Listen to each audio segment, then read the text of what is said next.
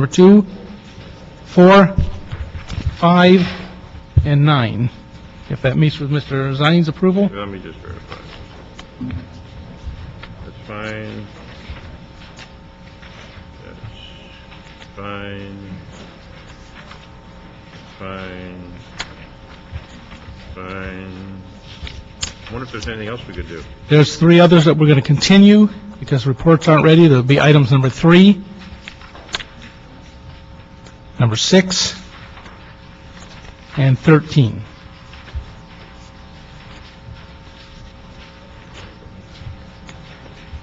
How about number... What was another one that looked like it going consent? There's a couple have minor 7. questions.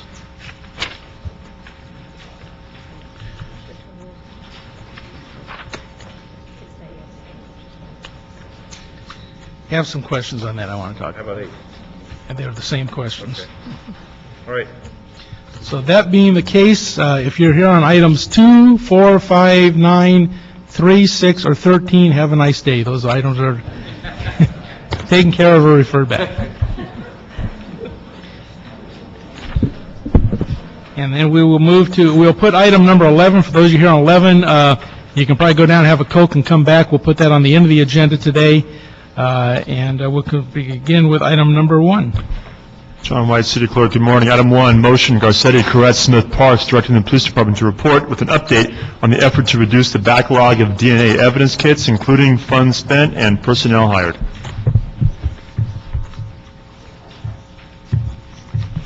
Good morning. It's been a while since Good we've morning, been here. council members. Charlie Beck, Chief of Detectives, with me. Elizabeth Sanchez Owens, our Commanding Officer of Scientific Investigation Division. Okay. So, Been a while since you've been here on DNA. yes, it is. Yes, it has. And we've made steady progress, thanks to the council's efforts in funding this. And so to report on that, we are at, backlog stands at 2,368 sexual assault kits. That in the past year has been reduced by over 4,000 kits, and as you well know, is down from a high of 7,500 in October of last year. We have made considerable progress in that, although there are several issues that still relate to that we're working on, but we have a good plan of action, and I'm confident that we're proceeding in the right way. A couple of the issues with that, and before I get to the other cases in backlog, is that we still have a number of cases that need to be uploaded that are pending upload. In other words, they come back from the labs and they still need to be uploaded in a CODIS. Ms. Sanchez Owens has obtained a DOJ grant for those purposes, and the grant is sufficient to handle our backlog, which is over 1,000 in that particular piece. I don't include that in the backlog numbers I report to you because I'm trying to be consistent with the numbers in the same exact way that the controller's audit documented them a year ago when we started this journey. So I want to compare apples to apples, but I'm confident that those non-uploaded kits will be addressed by this grant, will be addressed by increased hiring, will be addressed by the reduction in backlog, which allows us to concentrate on the uploads, and that also we have considerable efforts to have the FBI change the way that they do that. Their policy prevents private labs from uploading into CODIS. Private labs, at least the ones we use, are as well certified as our labs. They should be able to do that. We've made multiple requests, and there's considerable pressure by some of the human rights groups in Washington to have the FBI change their policy. So we're working on this on a number of fronts, not only the processing front, but also the political front, and the funding front. You wanted to talk about other backlogs in the system, or actually, working inventory, or however you want to phrase them, non-tested items. We have about right now 756 requests department-wide pending for DNA analysis of various types of evidence that are not sexual assault kits. There's 224 of those related to murder, 4 related to kidnap, 128 related to robbery, some 34 related to assaults, attempt homicide 25, officer-involved shooting 16, property crimes 274, weapons charges 8, and then miscellaneous 43.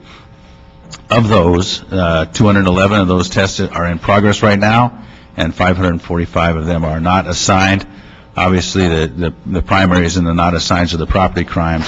We are desirous of increasing our capacity as we get through the sexual assault kit backlog so we can address property crime. That is the ultimate goal of everything we're doing here, is so that we can get beyond history, get into real-time mode, and deal with all forms of crime, not just the most serious. Now, obviously, we deal with the most serious now. I will add that it's important that the council know that in that total rape kit backlog that we talked about, the only stranger cases or the open cases that are included in there would be the very most recent ones. There are no old stranger rapes in there. There are no old open cases in there. The primary majority is closed cases where there is still value to DNA testing, value to CODIS upload, but not at the same level, public safety level, as the others. Yvette, you want to, and I'll have Yvette will talk about the hiring, where we are with that, and some of the staffing issues. Okay. Good morning. We were authorized 26 positions as of July 1st. We've been trying to hire the first 11 criminalists out of that group. That request is in the MHC at this moment. We're working through their questions, and hopefully we'll get through those next week, and they'll move that forward so that we can actually begin the hiring of those first 11 criminalists. Have we got a list? There is Active list? an active list, yes. And there's enough on there that you could hire the 11? Yes, there is. How current is that list? I don't have the dates, I'm sorry. I can get that for you. Yeah, because that's always relevant. If it's a year and a half old list, some of those people may have moved on and no longer valid Right. applications, so. Right. Chief Beck also asked me to talk a little bit about the effects of the furloughs on us. Mm-hmm. It's taking roughly 10% of our staff capability away, and that's also impacting the rate at which we can go through this whole process, but we're still making steady progress. What positions do you have that are affected by the furlough? Either in the civilian? Virtually everybody at SID is SID. in EAA, Okay. so all the criminalists are affected. And to their credit, their morale is still good. They're working diligently. I talk with them all the time, as you well imagine. They're kind of disproportionately affected by the budget compared to the other bargaining units. So that's really important, is that we keep them motivated and that they still see this as a mission. And I believe that they do. I believe that they do. And they are a dedicated group. We're constantly reaching out to try to find better ways to do this. I think that we'll be looking back on this time in a few years as kind of the golden years. This is about we're really on the point of some dramatic change that we're engaged in a project with the RAND Corporation to study DNA techniques in Europe and in the United Kingdom to see if we can get some advantage from that. One of the issues is they use different markers than we do. I mean, there's all. I know both of you know all this, but there's issues there. But we want to see if we can make use of some science to do this better. Obviously, this is a very labor-intensive process now. It's really expensive. The big solution here is to streamline it, because we're just going to I'll be forever coming back to you for more money if we keep doing it this way. So the real goal is to deal with this, which I believe we're doing. We still have some issues. Our database is not as good as it could be. I'm working to correct that. Right now we have 3 databases that track sexual assault kits, one for Yvette's purposes, one for robbery homicides purposes, and one for property divisions purposes. They need to come together. They need to be accessible by the detectives, so detectives don't have to call on the status of their cases. I mean, we have a bunch of stuff we have to do. I always there's a lot of good news going on here, but we still have a bunch to do, and that's that is the reality of this, and I don't see being content with the status quo for quite some time. But I think we know where to go, and maybe that's the most important thing. Yeah. It's been my experience that while we're pressing into the 21st century in DNA analysis and utilization of that tool, we're still in the dark ages in our own internal management of information. And when you can't find an answer to did they do that test or not, Right. what's the answer? When you don't get ballistics checks automatically, you have to go ask for where is that. There's something wrong with our computer system, so we need to really work on that. And we'll have some discussions later as we enter the budget season on those points. And I totally agree with that. That's one of our goals with starting with this system, because it is the most high profile of our systems. You know, we need to get this one right. And so we have the Maggie Goodrich's shop in the police department is working with a vet, working with robbery homicide, working with property division to come up with a database so we can do exactly what you're talking about. So detectives know what's going on with their cases. And so they don't have to make calls. We don't, you know, it interrupts the workflow on everybody's end. You know, it's just a bad way to do. It's an old way of doing business. So we're going to fix that first with DNA, and then we need to move to the rest of the systems. But, you know, obviously this is the one that is impacting the city negatively the most. So this is the one we're doing first. Now, you mentioned the problem with the interface of information with Europe. Does that extend to Canada and the Americas also, or are we isolated in the way we do it, or the rest of the world, or is it just Europe versus the Americas? You know, I can, if you're interested in the question about how globally DNA gets looked at I'm probably not the best person to answer that. I can tell you the differences between the primary users, the ones that push the technology the most. Now, you know, some other countries in the Americas I'm not so sure about. Yeah, I'm sure Mexico doesn't do much, but Canada probably would. Canada does. Canada is maybe a good reference point. I'm not up to speed on Canada. I know how Great Britain does it. I know how how Western Europe does it.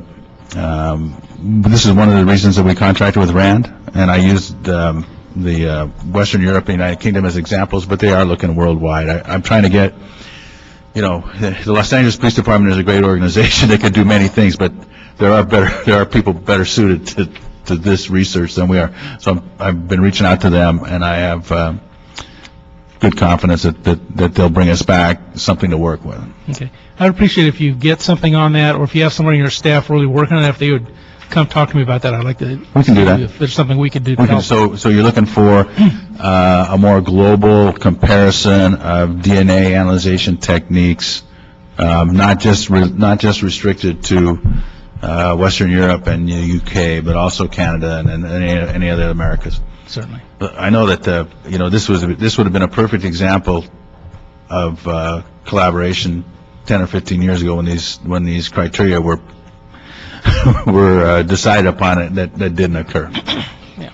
It is what it is, but now the question is how can we best deal with it? Yeah. And as we get, I think as we get to some of these cases, particularly we'd want to look at international DNA fingerprinting, if you will, because some of these cases are international in nature. And I know the cold case did one recently with a Japanese case, so that wasn't a DNA case initially, but we need to have that ability in some of these cases that are international in nature. So. Oh, absolutely. And it, you know, I mean, especially when we start going, when familial becomes more commonplace, and this is going to be huge. So you're absolutely right. And it's not just an LAPD issue, it's a global issue. And the last question is, how are we doing with our agencies that we're contracting out with for DNA analysis? There's been backlogs. I know some cases, I see some that wait 9-10 months to get analysis back. Is that logjam clearing up at all, or is it still very heavily congested? You know, they're doing much better. We're about at around 100 days on our 100 days on our typical turnaround for an outsource.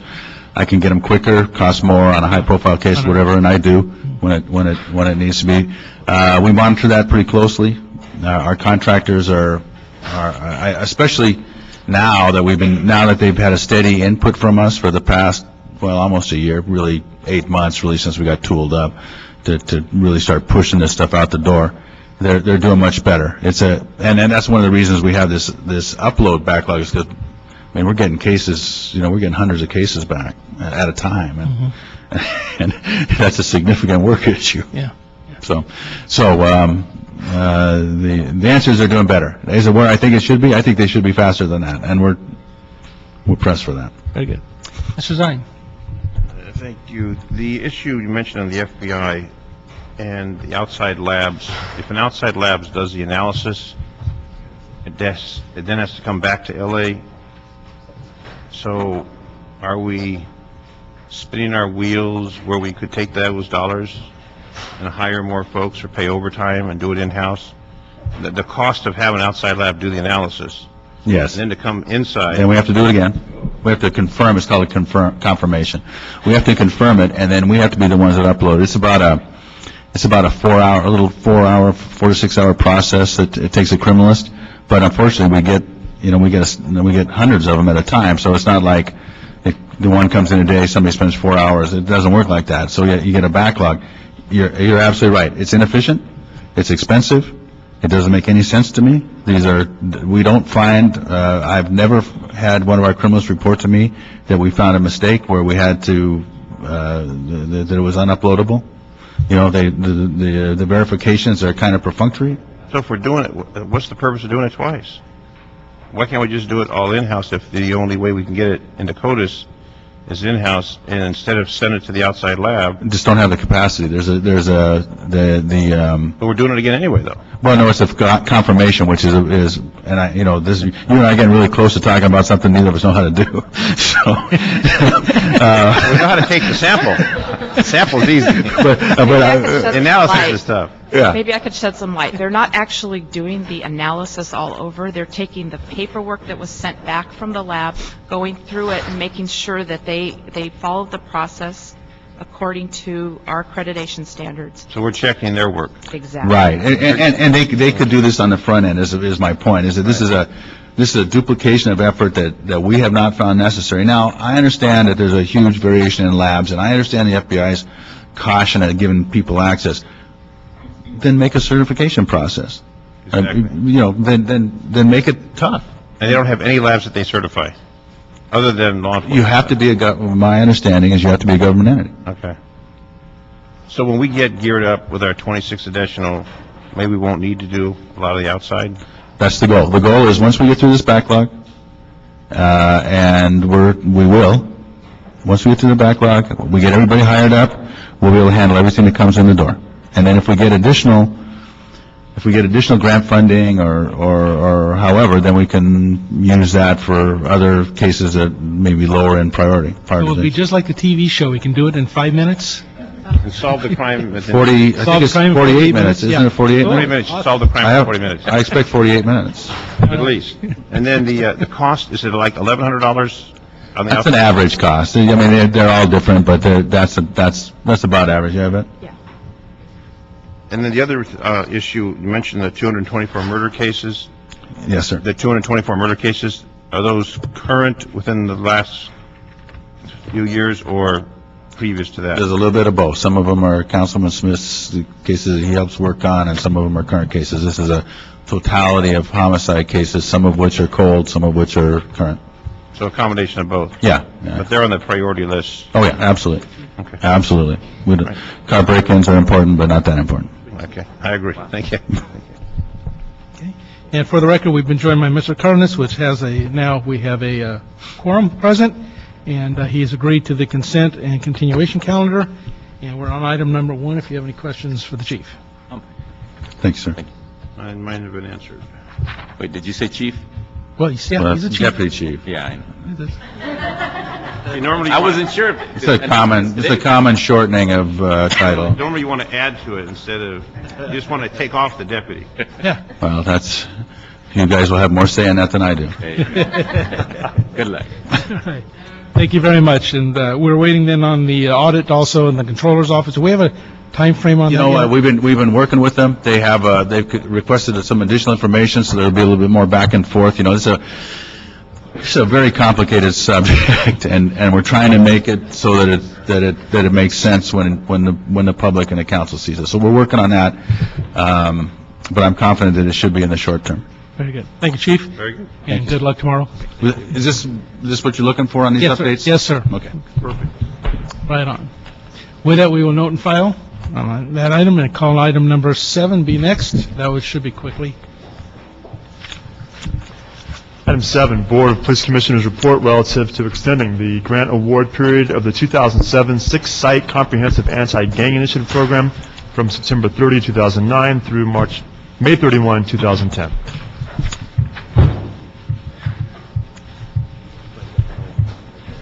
Council members, Charlie Beck again. I'm joined by Sergeant Dan Gomez, who works for me in my technology unit, and you know Captain Phil Tingrees, who's the captain of Southeast, the area affected by this grant.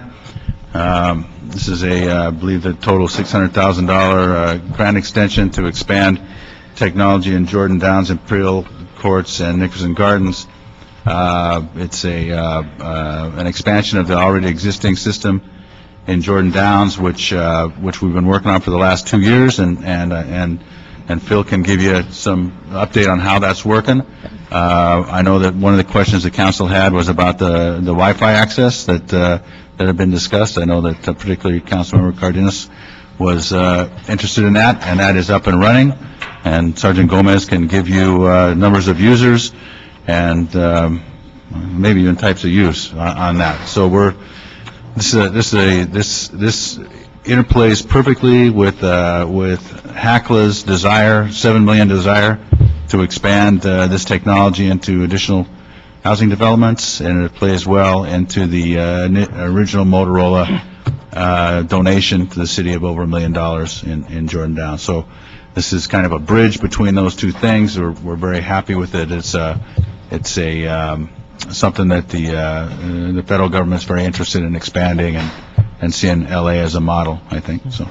So with that, I just have one question, and as I've looked through the department, we're seeing these camera uses roll out all over the place. I think we're working on a policy now with the commission as far as camera usage and how, when, and where we're going to do these things, because it's beginning to happen everywhere.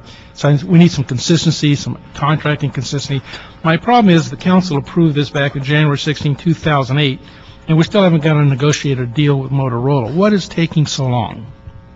you know, Dan has been working with Motorola on this. There's been a number of issues as far as the development to make sure that this is a system that we want, so I'm going to let him address that to some extent.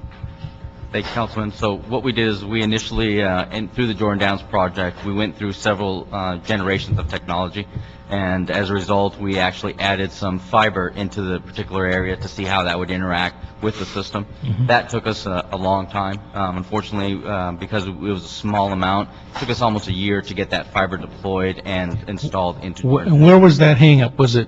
Unfortunately, it was in the, partly in the Department of Water and Power and Scheduling, and then it was coinciding with all the new openings of all the new stations. So trying to get on the priority list to have that installed proved difficult, because obviously they had some bigger facilities to open. So we were in line, and but when they did start, they were rather quick. When they started the project, they were completed within just a couple weeks of getting it done. But again, just getting in line caused us our longest hiccup. But it has been so worth the wait. The lack of latency or lack of slow response in the system is greatly improved. It's a system that is workable for law enforcement.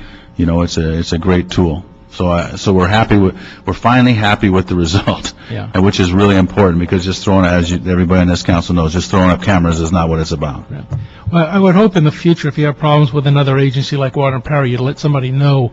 I've had a lot of discussion with Water and Power lately about their tardiness in getting, and this is in the business community. I mean, I had a business that waited 11 months to get a transformer report in for an expansion, and they're going to put 200 new jobs out there, and they had to wait 11 months to do that. That's absurd. And we need to know those kind of things, because we have to get on Water and Power and say, do your job. You know, hire more people if you have to, but do your job, because they're killing us over there. So I want you to let us know whenever you have those kind of problems, and not just them, ITA, whoever it may be. If they're causing you these kind of problems, that's not your fault, but it makes you look bad. makes us ask questions, what's going on over there at LAPD? You can't get this done. So I want to know those things. I think all of us would want to know that in the future. Well, we'll have an excellent opportunity to come to you for help when we start the implementation of the HACLA funding, and that's going to be that will be a major project, and there'll be a lot of hurdles. Dan is being very modest in what he talks about. I mean, in the Jordan Downs project, we had to deal with the school district, we had to deal with water and power. It's just The two biggest bureaucracies in biggest, LA. we deal with the biggest, I threw those, and not to mention some other ones, including our own. These are just very complicated projects in the city of LA. And so being able to come to public safety would be huge for us. So we will do that. Please. And then the second question is, and it's one Mr. Parks always asks in budget and finance, is when we accept these contributions from these companies, then we get in there and start having to buy all kinds of stuff we didn't think about. Have we run into that in this case, where we got their help initially, and then we end up going back to Motorola and spending twice as much as they gave us just to upgrade, fix, or... These are, there's always changes on these things. The change orders are consistent because none of these places were designed for this. The fiber is a perfect example. Dan can talk to you about some of the hurdles we've had, although I have to say that Motorola on the initial Jordan Downs project was absolutely committed to making it work, and I know that they ended up pushing through product and services well in excess of what they planned. Okay. The vandalism, thefts on the cameras that were previously installed by Motorola, has that happened or not? Yeah, we've had the system in Jordan Downs since 2006. To date, we've physically lost one camera to vandalism in the entire time. We've had some paintballs and just typical kind of maintenance and cleaning on them, but over this entire time, as a matter of fact, when we started this project, we spent a considerable amount of money in order to put Kevlar inside the boxes to be able to protect them.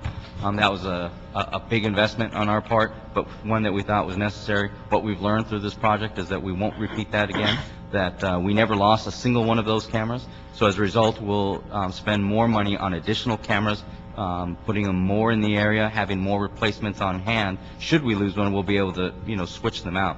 So I think that was a big lesson learned in this project. And the key to that was that we did a year's worth of community meetings before we hung one camera in Jordan Downs. And so if you get buy-in, if it's seen as a benefit, then it's you're much less likely to suffer vandalism. And this was actually the first time. Well, this is the first time that we've done this in Los Angeles. Danny and I went back to Chicago and we looked at Cabrini Greens and talked to Chicago PD about the issues that they'd had, which were considerable. And so we decided that we'd try it a little different. Try to work through our contacts in the community. And Captain Tingarides and his predecessor, Commander Jacobs, they're well-respected, loved figures in the community, and that makes all the difference. That's, if it's seen as a community benefit, then I expect much less vandalism. You're going to get some, but they are. That's been a real learning point for us, and a very positive thing. I think that's a great statement about Watts, is that there's cameras in housing developments and they don't get vandalized. And the other issue is the monitoring. The cameras are wonderful, but if no one's monitoring them, how often does that take place? Where someone's actually monitoring and units in the field to respond to hook that connection up? Right now, we have our time information room that works during the daytime, where the cameras are monitored from, and they monitor them throughout the day. We also have a crime suppression detail / camera detail, and they're pretty much responsible for enforcement with the cameras. When they're working, they generally have somebody monitor them. They've been up and running for almost a month. They've made about 15 camera-related arrests where they've monitored groups of gang members, narcotics activity, and we just started that because they've really become functional over the last month. When we don't have somebody to monitor them, The cameras are placed in a position where we most likely believe they're going to capture a fleeing vehicle or criminal activity, and then if we have something that happens, we have somebody at the station, because we've just had a number of people trained on their use, who can go there and immediately try and pull up any images that we might have that would capture suspect vehicle information, that sort of thing. And how long do they keep that, the tape on that particular location? Is it continually updated? Currently, the system holds everything for 30 days if it's non-reported, if it's just being stored. And then if it is drawn out for evidence, then all evidentiary rules apply. It's held for a minimum of 5 years. And then the retention policies for crimes all apply. So if something does occur and no one's monitoring it, but the camera captures it, we can go back Correct. up to 30 days and capture it? We can go back for 30 days. We have officers that are able to go down and download that so that we have it recorded. And it's been used on multiple occasions, even as far back as a year and a half ago, was used on a homicide and a shooting, and got significant information that led to an arrest. It would be ideal to monitor them full-time. Sometimes it's not cost-effective, there are, you try to make it fit the crime patterns and make it fit the need, and, as they become expanded, though, I think that you'll see a more consistent monitoring, because what's going to happen is Phil's going to have cameras in 3 housing developments instead of 1, and there's going to be a lot more ability, a lot better fishing, if you will, and so they'll monitor them more consistently, and then we'll do better with them. And then the other question on this mesh wireless camera system, I know that we're looking at installing in Topanga and West Valley is it similar to this? Is that the vendor that has been selected? It is similar, but no, it is not the same vendor.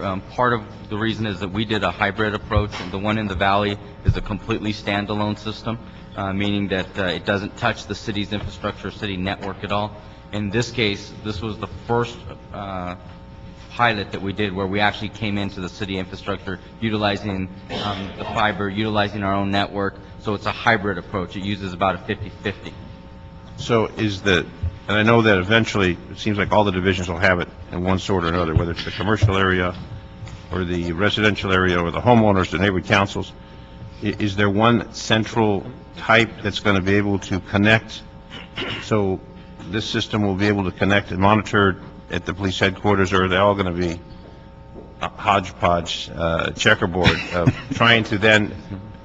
Well, we're trying not to do that, and Danny will talk about that. Well, that's what I'm trying, because I know we tried to do this in West Valley a long time ago, and then the department came in with, we want to have a standardized process. And as we're coming to this installation, because we're looking now to fund this for the West Valley, Danny, I guess you're involved in that. Yes. I want to make sure that we're all on the same page, and we're not going to spend $250,000 or $500,000, and then, oh my goodness, we made a mistake, and instead of putting a 15-inch tire, you put a 19-inch tire in the car, it doesn't work. Right. So along those lines. You're absolutely right, Councilman, and to your point, what we're trying to do is the tire size may be a little bit different, but the lug nuts all line up, and that's what we're trying to do, is that each one will allow us to connect in the back. In the back. Hey, you wanted to go with cars. We could have done motorcycles. If we'd done motorcycles, it'd been more. So you're right. In the end, we'll be able to draw them together, use the feed, so it really doesn't matter if it's camera A or camera B. It's in the end that both cameras can connect to one box so that they're viewable, we can move data. We've done that both with the Valley project, with some of the Urban Area Security Initiative funding, with this Motorola project. So in the end, we can try to connect everything to one sole console so everybody can be able to see it. Because I think eventually the whole valley, I don't know if you're into it yet, the video. Yeah, I think eventually it's going to be spread throughout the city where each division. Sure. And this mobile, this mesh system where you can move those, and it's not a hardwire system where you can move it to a different location where you have hotspots. Well, what we want to, eventually, what I would like to do is for the city of Los Angeles to be completely out of the business of owning any cameras. I mean, there's especially in the valley, there are so many private cameras that just having access to those, that's the way to go. That will be the eventual iteration of all of this. Now, not in the near future, obviously. We have to. It's too primitive right now. But as we move forward, that's what we all have to look at is requiring cameras in new building sites, and then requiring access, and then we set that up, and then Danny works with some of our funders, primarily the feds, to allow access to those, and then bring that all in, not only to the stations, but into communications, tied to 911. I mean, there's a whole end game here that we all have to realize we can't get to right away, but we should think about it. So, so that's why this is a good conversation to have with everybody on public safety. Because we have limited capacity now with some of the private locations in the valley. I don't know in West Valley. Yes, yeah, and actually we have a couple of experiments that we did in South Bureau when I was there that are still continuing, where specific private entities give us access to cameras. And actually, as far back as MacArthur Park, we did that too. So that's always been our goal, because I don't see the city being the owner of all cameras. There's more private cameras. If we have if we have access to those, we'll be better serviced. In detective work, my estimate is that about 40 to 50% of our homicides now have some video attached to them, and most of them are street occurrences. So and not in the neighborhoods you would think. So that would have video. So I just see this as the way to go for the city of Los Angeles. I have a question. You mentioned something about in case there's a robbery or something, a fleeing vehicle. The resolution on these cameras are good enough to get a full description of the vehicle, but they're not strong or tight enough to get a license plate reading likely, right? Actually, they are. It really kind of depends on how you leave the camera. So if there's no one monitoring the camera, they're preset to be in areas where they have the highest likelihood of catching some sort of activity. If you're actually operating them, because of the type of camera and system that we're using, you can zoom in from 30, 40 feet away and be able to zoom in right up on the license plate, clear as day. I can even read the tags on it to find out if they're expired or not. So the quality is there, but again, in those moments where you're not using them, we pull them back to be able to get the widest view. In that case, you're kind of limited. And nighttime also Yeah. takes away from it. When at nighttime, you don't have the light, and so it's much more difficult. Well, that's nice to hear, because the higher the resolution, the more storage you are using up per minute, per hour. So to be able to have that kind of resolution available on those cameras is really good. Yeah, we are insisting on, because we're looking for evidentiary value quality Yeah. right now. So we have the highest frames per second, the highest quality. And so if we were to reduce those, like many other cities have done, but then you reduce that quality so you can store it for 45 or 60 days, but then you lose that quality, exactly what you just described. We've been consistent in this in the way we want our cameras to work. We need high resolution because, we are using these to do police operations. I mean, Phil's people, and when Danny was running the cameras at Rampart, the officers in Rampart depend on their ability to see real-time occurrences, not only to make arrests, but to keep each other safe. So to use these low-resolution solutions, which most of the stuff on the internet-based things like that are low resolution, is not really acceptable to this kind of operation. All right, thank you very much. That will be then approved as recommended. Thank you. Good luck. Thank you. Item number 8. Item 8, communication from the mayor and CA report relative to the reappropriation of Edward Byrne Memorial Justice Assistance Grant Fund allocations.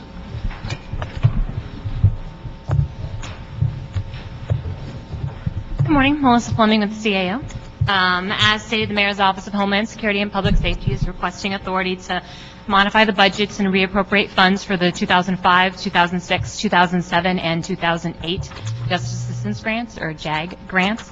Additionally, authority is requested to extend the performance period of the 2005 JAG through December 31st, 2009 in order to complete the requested financial transactions in this report. Yeah, one question I have is, I know we frequently go back and sweep a couple of years of leftover funds. I'm going back to 2005 in this, and it's a sizable amount of money. I'm just wondering if this in any way is causing problems or impacts on our partners that we partner with in providing these grants services. I mean, there's a lot of money left on the table here. Julie Crane, Mayor's Office. As far as this grant is going, there's no impact on the partners. Okay, so this is all administration within the mayor's office, looks like? So this is only mayor's dollars. It's not impacted on any of the services that you are providing to any of our partners. For JAGO 5, it's not impacting LAPD, city attorney, or the CBOs that were originally funded through this grant. If anything, it supports them. Support staff. Yeah, okay. Mr. Cardenas? You mentioned that the CBOs aren't affected. So where was this money allocated to specifically? What items of support, what items of services were these monies provided to? They were provided for intervention services for youth. Okay, intervention services for youth. So how did it come about that we ended up with $105,000 left over for intervention? Because, I mean, we're constantly, the mayor's office and the council members who have the highest incidents of gang activity, things of that nature, we're always saying that we don't have enough money for intervention.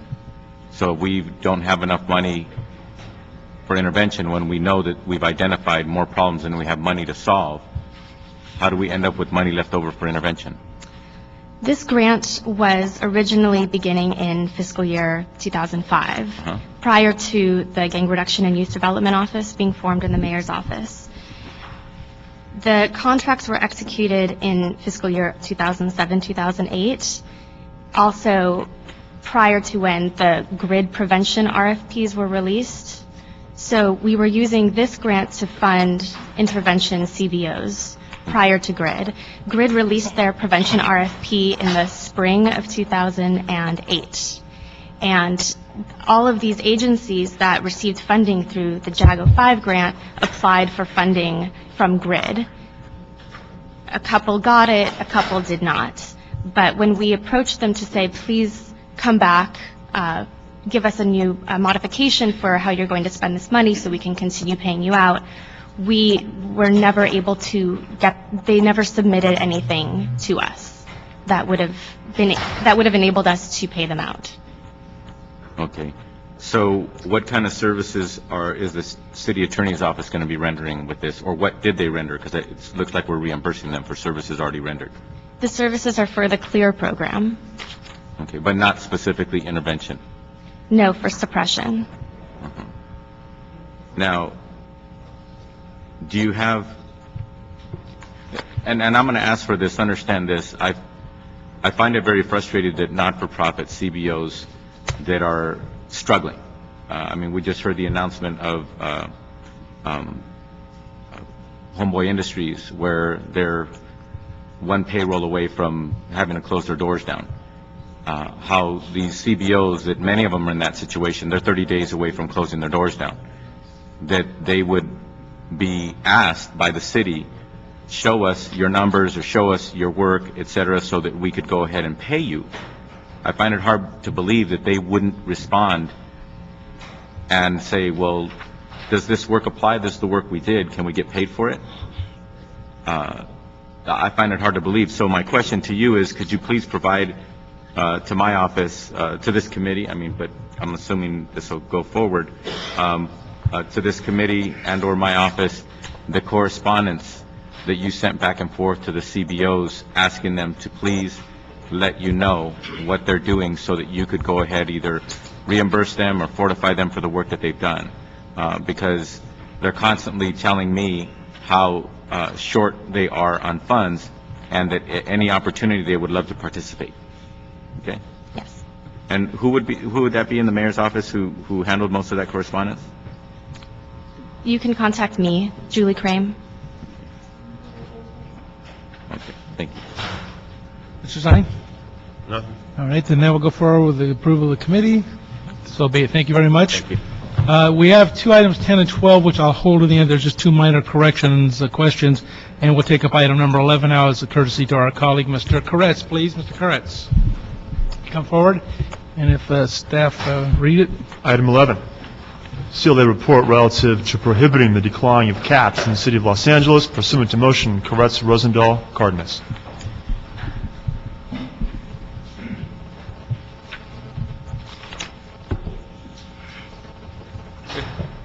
Good morning. My name is Jack Reef. I'm with the CLA's office, and I'm here to provide an informational report relative to the motion and highlights of the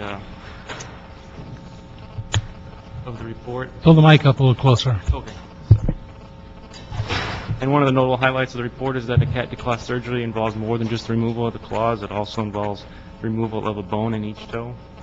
And Animal Services Department has advised that they are unable to determine the impacts of the ordinance or to draw conclusions relative to the impact of the surgery on the animals. And the department states that it does not perform or monitor if its impounded animals are declawed.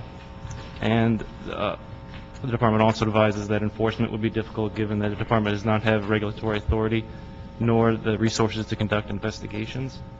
And looking outside the city, various veterinary, medical, and animal welfare organizations all agree that the procedure should be avoided whenever possible. However, the organizations diverge in opinion when considering a ban on the procedure. And in 2004, the state of California adopted AB 1857, authored by Assemblymember Kretz, which prohibited declawing on exotic or wild cats. And locally, the city of West Hollywood prohibited the ban in 2003 on domestic cats. And the city of Santa Monica passed an ordinance to ban declawing, and I should say that it made it through its first reading, and it's up for second reading next week. And also that as a result of a new state law, any municipal law that is going to ban the declawing of cats needs to be in effect before January 1st, 2010. Thank you. Mr. Kretz. Well, thank you, Mr. Chair and members. Los Angeles has a decades-old commitment to be cruelty-free, and to be consistent with that, we should ban declawing, which is one of the most cruel practices to animals that one can find. As it was said, it is not clipping nails, it is an amputation, so it is cutting off part of the fingers rather than clipping their nails. It often leaves cats crippled and in pain for the rest of their lives. And there are a number of arguments that have been used against it, many of which have found their way into the CLA's report. One of the arguments is that you declaw cats to save them.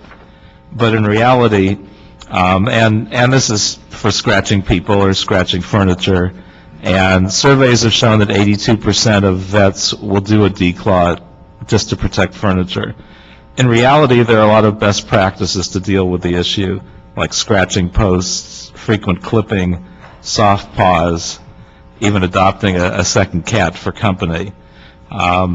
These best practices are the way to avoid having these cats in shelters, not the declawing.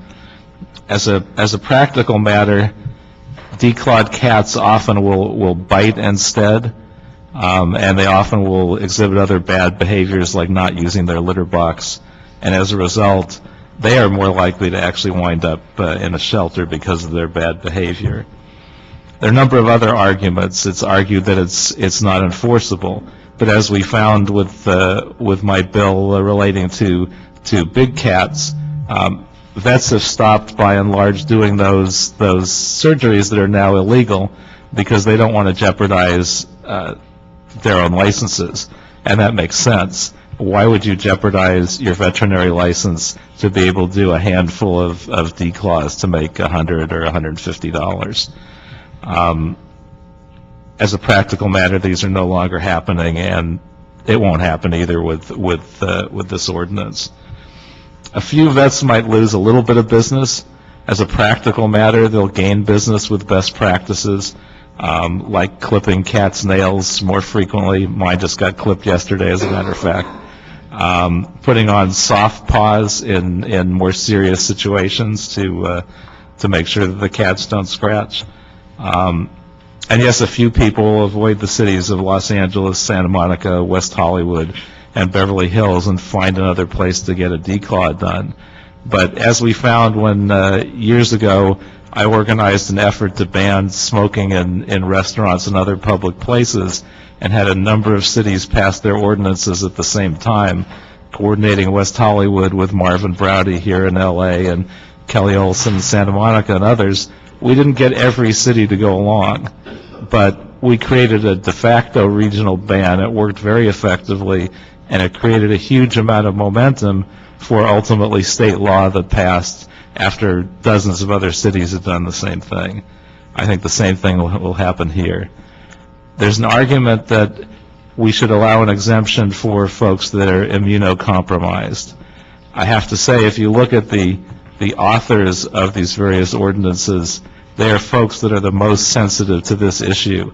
John Duran, the author of the first ordinance banning declawing in a city, personally a person with AIDS and with cats, who has come close to death several times, and yet he did not include such an exemption, even representing a city where 1 out of every 10 residents, 1 out of every 10 housing units has at least one person living with HIV or AIDS.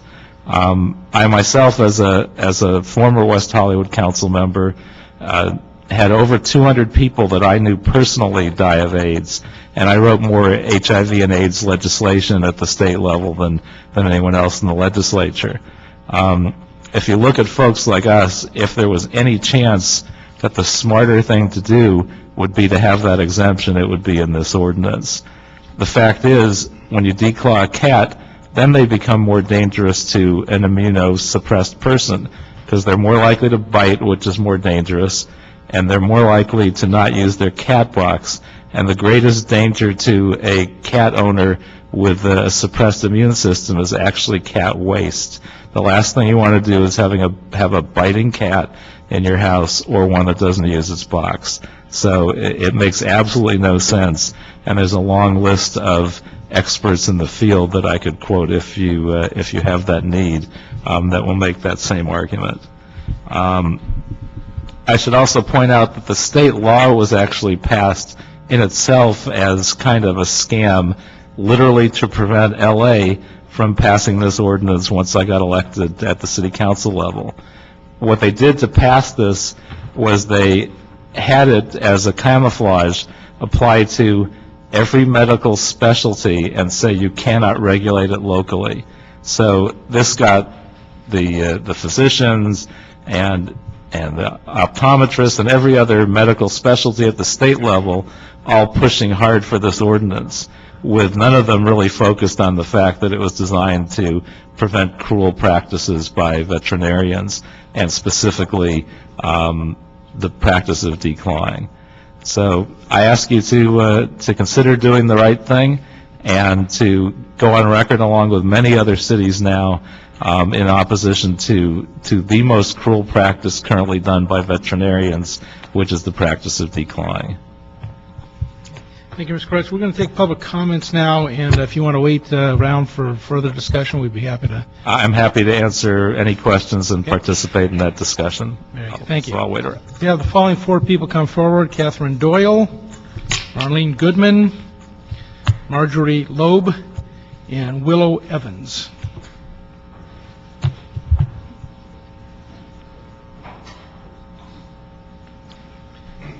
Morning. All of you, welcome. We have a lot of speaker cards, so there will be a 2-minute clock on your comments. So if the buzzer goes off, then try and make a closing statement, okay? Thank you.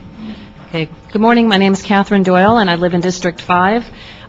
Usually you see me here, you see me before council talking about elephants, but today I'm here talking about a much smaller animal that I care very much about, and that's the cat. I'm also representing today the International Animal Protection Organization in Defense of Animals, and we represent more than 7,000 members and supporters in Los Angeles who fully support a ban on the decline of cats, as it is unnecessary and inhumane. I've done a great deal of research on the subject for a long time now, and I've also spent those several years working in dog and cat rescue, and I can tell you, really, the only reason I believe this practice continues is because people don't understand what it's really about. And I can't tell you how many people, when I was working at this one rescue, how many people that initially said they would consider declawing a cat, when they were educated and they found out exactly what this meant, that wasn't just a simple nail trim, actually were horrified and said that they would never, ever do that to a cat. During this time, I also learned that declawing solves many more problems than it creates many more problems than it purports to solve. At the rescue I worked with, we would not adopt a cat to anyone who would declaw that animal. But in fact, the adopter had to sign a contract to that effect, but adopters did. And you know how we found out was when they brought the cat back to us. They brought the cat back to the rescue because of behavioral problems that were associated with the declawing, mainly litter box avoidance. Another problem was that the choice of homes became limited for declawed cats, as it isn't safe to put them in a home with dogs or cats with claws. So considering that there are alternatives that are extremely effective, such as soft paws and simple nail trims, there is no excuse to allow this barbaric practice to continue in Los Angeles. However, I also deeply care about individuals who are immune compromised or take certain medications and are concerned about keeping their cats. And the reality again, the reality again was very different. In all my years in rescue, I've never ever had anyone who came to us and said that they had to give up an animal for those reasons. And if anything, you're putting people more at risk because of the increase in the chance of being bitten. So again, I please just urge you to support this ban on declawing in Los Angeles. Thank you. Oh, hi. My name is Marlene Goodman. I am the president of Senior Citizens for Humane Legislation and Education and a volunteer with Stray Cat Alliance, where I help at a sanctuary that has 35 undeclawed cats, and they are all fine. I also have cats of my own. And I was going to ask you, just imagine sitting here, all of you, if you would have the top part of your fingers removed at the joint about here, how would you go about your daily work? What would you do? I mean, you'd really need some help, you'd need some training, and the pain that you would feel would be really horrible. Declawed cats also can lead to painful infections and arthritis. They tend not, like Catherine said, not to use the litter box. They tend to bite more because, and should they go out and get out of your house if they're not in the house, they have no defenses at all. I live in a house where I had 3 cats now, unfortunately only have 1, and I live with a husband that is on a blood thinner, okay? And he's fine. He has no problems. He's not hurt. Nothing really happens. And I do this in a really silly, simple way. I go to Trader Joe's and I buy a scratching $6, and I have one in every room. And when my cats feel like scratching, they go in there and they're really fine. I don't have any furniture. You're all invited to come to my house right now, and you'll see that I have not one piece of furniture that's scratched up because they really, my cat uses this. I don't know what else to say to you. I don't want to repeat. Declawing is illegal in many countries around the world because it's regarded as inhumane. West Hollywood, Santa Monica supports the ban. I can't, killing animals in the pound is one of my passions to do away with in my lifetime, okay?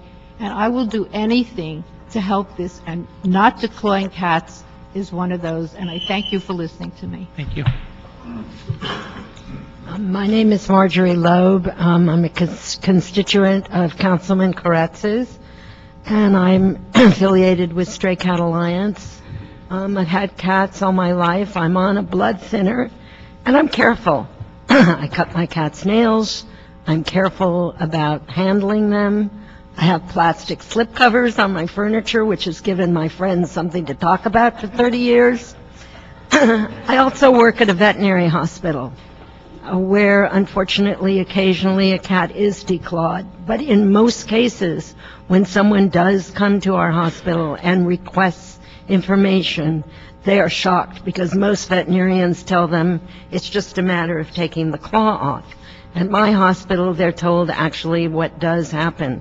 And I would say 9 out of 10 people, when this is explained to them, end up leaving our hospital with a package of soft paws, which we teach them how to put on.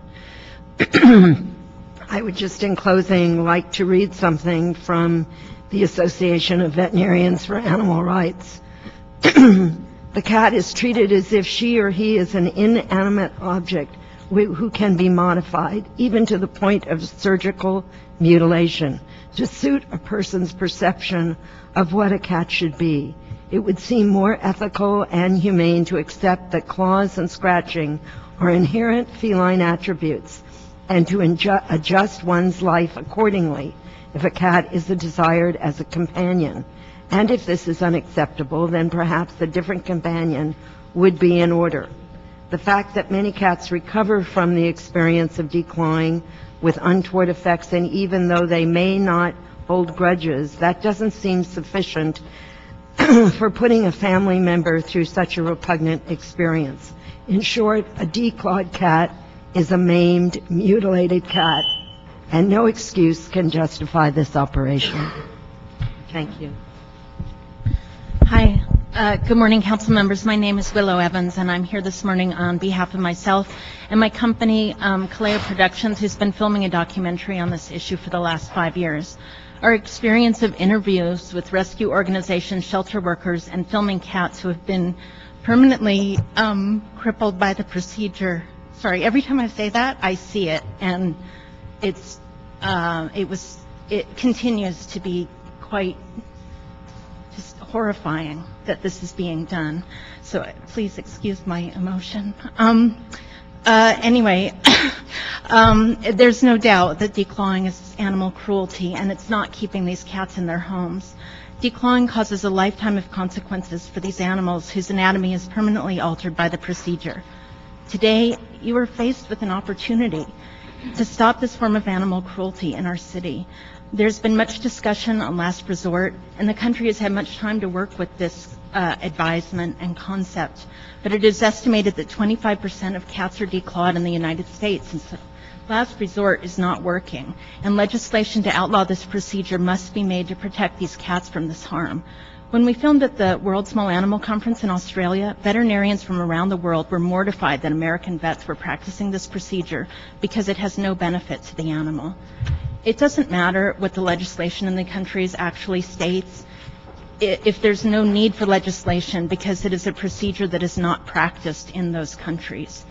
Please ban declawing in the city of Los Angeles and add Los Angeles to one of the cities that is preventing this form of animal cruelty.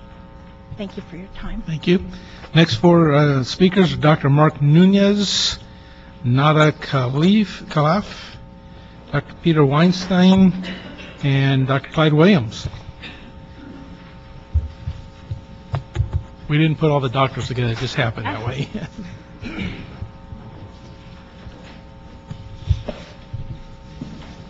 Barney. Hi, my name is Nada Khalaf. I'm a veterinarian in the city of Reseda. I practice in Reseda. I also live in West Hills, Los Angeles, and I'm on the board of trustees for the Southern California Veterinary Medical Association. I want to start by saying I'm philosophically opposed to declaws. My point is not to argue whether one should declaw a pet or not, but whether the ban is the right approach. I'm opposed to the ban. I don't feel the ban is the way to go. Veterinarians essentially are the vehicle to achieving what one needs to get to. If we do not believe in declaws, why going against veterinarians who are the key into educating the owners and all people who have cats about this problem to begin with? Education is where everything lies. The veterinary profession has done leaps and leaps and leaps in evolving in the last 10 years. Pain control alone wasn't even heard of 10 years ago because even the pharmaceuticals that were needed to achieve pain control were not even known. The profession changed from within. Nobody came and told veterinarians, you're not allowed to spay and neuter without pain control. No, they had the awareness within themselves. They came up with the conclusion that pain control is needed. This is where the answer lies. The awareness needs to come within the veterinarian, within the community. Education is the answer. The awareness has done leaps thanks to people like the PAW Project and people who do not believe in declaws. Educate, don't ban. The doctors need to be your vehicle. They don't need to be the enemy. Why take a chance of losing the community that you need the most? Why take a chance of having an owner move to the neighboring community and not even have the chance to speak with anybody who feels strongly about a declaw? I want to be able to pursue a kitten from the day they're born till the day they die. I don't want them to go to Burbank if they don't even know what a declaw is about because it's banned in LA. I urge you not to make a rash decision about this just because we have 2 months to decide. Good morning, council members. My name is Dr. Peter Weinstein. I'm the executive director of the Southern California Veterinary Medical Association. The SCVMA represents LA and Orange counties, and we have over 1,300 members. The facts are this is an issue of caring, compassion, and choice. Let's review. Cat declawing is not a preferred option for any cat owner, and certainly not the veterinarian who performs this as a procedure of last resort. Studies strongly indicate that taking away this option very likely dooms a cat to abandonment or being taken to a shelter where death is the likely outcome. In studies and published articles, feline behavior experts and the American Veterinary Medical Association all agree that it has not been proven that declawing has a negative behavioral effect on cats. Proponents of this ban have sought to deliver non-scientific, anecdotal, and emotionally driven evidence with little basis in fact and provide little in the way of verifiable data backed by published research. Conversely, numerous studies, testimony, and empirical data provided to each of you or cited in other materials clearly shows that cats that are declawed do not have a tendency to revert to biting and do not stop using litter boxes and typically do not develop other negative behavior. In reading these articles, it's quite clear that neither side has sufficient factual evidence to support a position, and this is in fact what is specifically said in many of the articles. In reading the report of the Chief Legislative Analyst dated October 27, 2009 and presented to your committee, many of the points noted in this discussion have been presented already. The LA Department of Animal Services states that there's insufficient data from which to draw conclusions relative to the proposed banning of declaw cats. And they do go on to say that properly anesthetized and pain management onychectomy procedures does not constitute animal cruelty. If you pass an ordinance, there's the question of enforcement, and ASD is concerned about enforcement. The bottom line is it's a dilemma. Do we want to prevent cats that might need the choice of being declawed from being in a household with immunocompromised or older people? It's a question of choice. Good morning. My name is Dr. Mark Nunez, and I'm here today both as president of the California Veterinary Medical Association and as a practicing veterinarian. I own and operate the Animal Medical Center in Van Nuys, California. The CVMA is opposed to an uncompromising ban on declawing cats for several reasons. First, we believe that the decision to declaw a cat should be made between the cat owner guardian and their veterinarian. Second, we believe that there may be some households where a medical or physical condition of one of the human occupants makes being scratched by a cat is a serious health hazard. In these households, declawing a cat may become a necessity. And third, we are extremely concerned that an uncompromising ban on cat declawing in the city of Los Angeles will result in more cats losing their loving homes, abandoned in your streets, or relinquished and killed in your shelters. Before I go further, I would like to strongly emphasize that just because the CVMA opposes a ban, that does not mean we are pro-declaw. Speaking for myself, I am very good at talking people out of a declaw procedure. The proponents of the ban will tell you that the CVMA believes that the decision to declaw a cat should be between the cat owner guardian and their veterinarian because we are protecting our financial interest. Nothing can be further from the truth. This is not a money operation venue for veterinarians. The important thing to remember is that this procedure has become very rare in veterinary practices, and it does not constitute a significant part of our revenue stream. To address the health issues of owning and guardians, that these cats become more aggressive, again, there simply is not the evidence to support that case. In conclusions, I know that cat decline is an emotional and complicated issue. When one hears the words mutilation and cruelty, our natural reaction is to enact a ban. We're pleased that this issue has received such attention, but remember that we are not pro-declaw. We are opposed to a ban. Thank you very much. Dr. Williams? Dr. Clyde Williams, 4115 Barrett Road, El Sereno, Northeast LA, representative of FAST, Friendly Arroyo Seco Trappers. If you're going to ban declawing, how about ear clipping, which is a common practice for all feral cats that are spayed and neutered, so that we don't retrap them again and again. These represent 3 of the last of almost 100 or plus cats that we have trapped, spayed and neutered. Is spay and neutering also contrary to some concern? it is to ours, because more cats mean more lost birds, more problems. So these are pets. I raised personally 80 spaniels. Are we also going to stop tail clipping, ear clipping for Dobermans? All of these are for pets. Myself, I prefer to deal with the wildlife. They're a lot easier to deal with. Thank you. Thank you. Next four speakers will be Christy Metropole, Armatia May, Natalie Graham, and Tammy Bryant.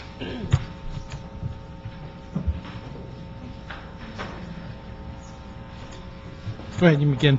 Okay. Hi, I'm Christy Metropole, and I'm the Executive Director of Stray Cat Alliance. I want to say that there's a lot of fallacies about declawed cats, how it's going to save their lives.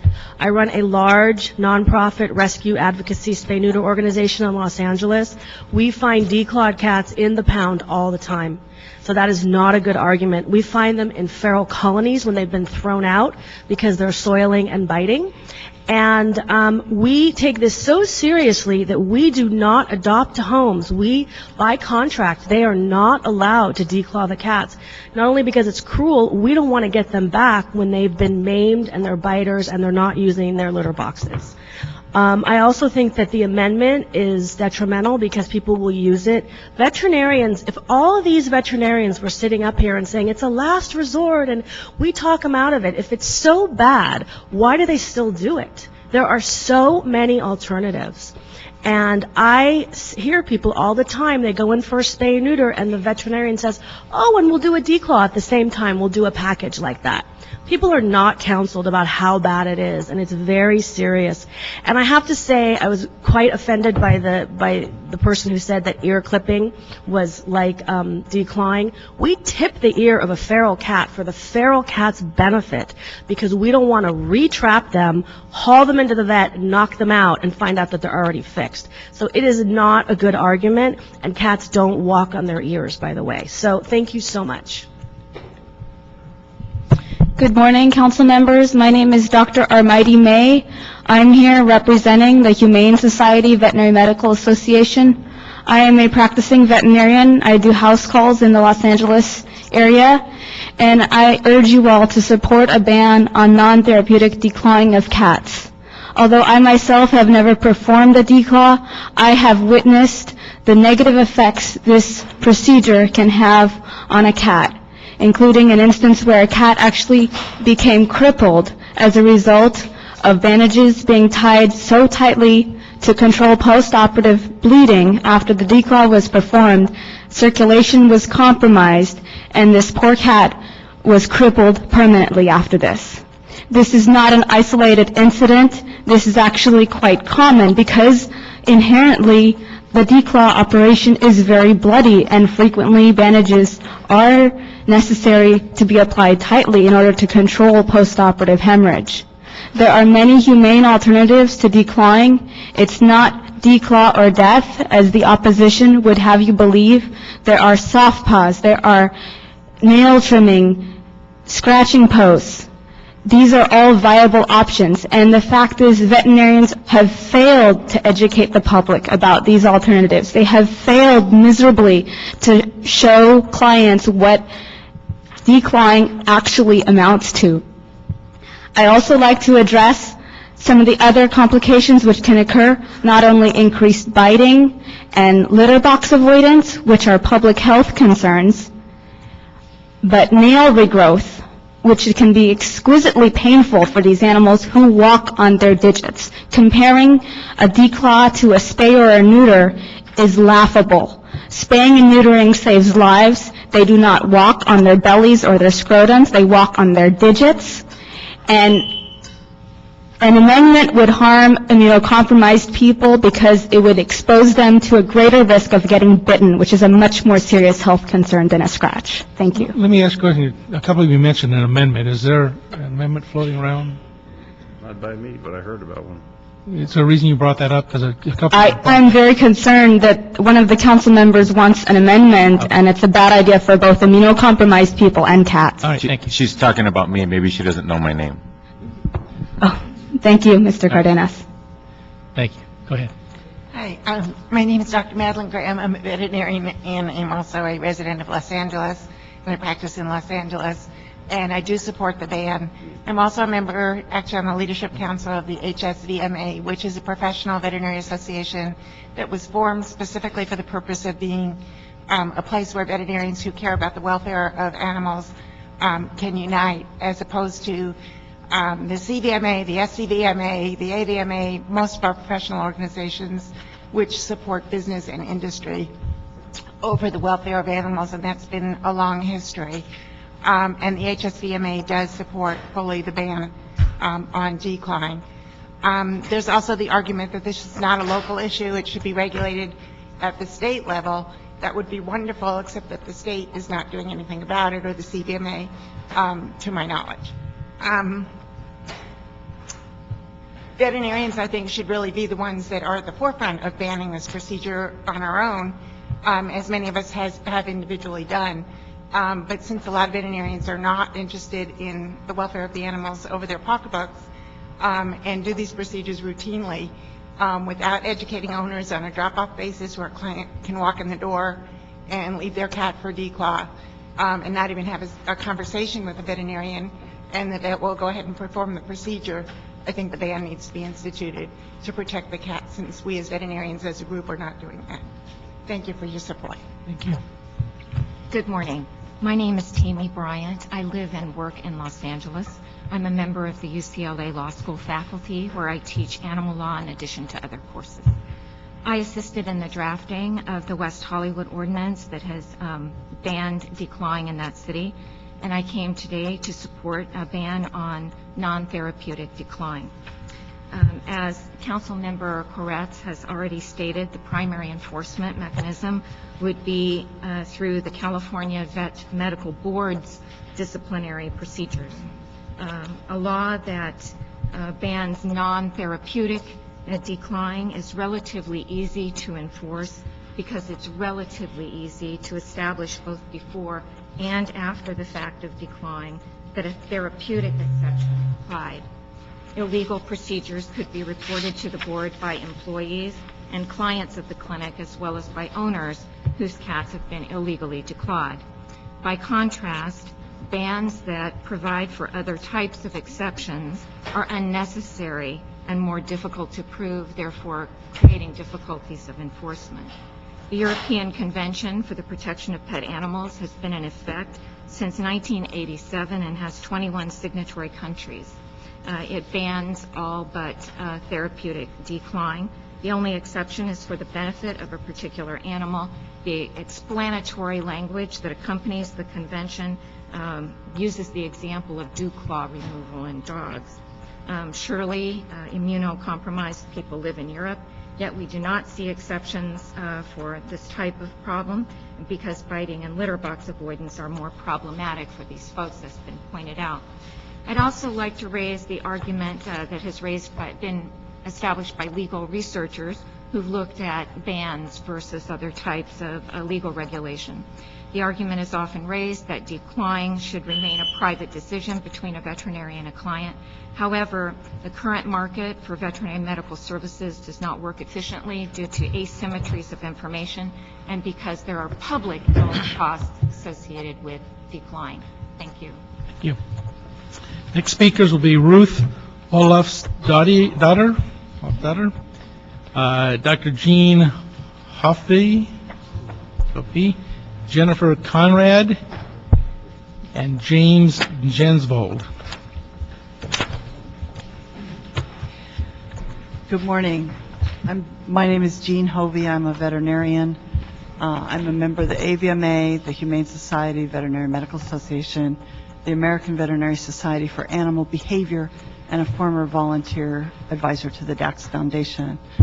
When I first got out of vet school, my first job, I was required to do declawing, and I did hundreds of them. And it's an incredibly painful procedure, and there are very serious long-term consequences.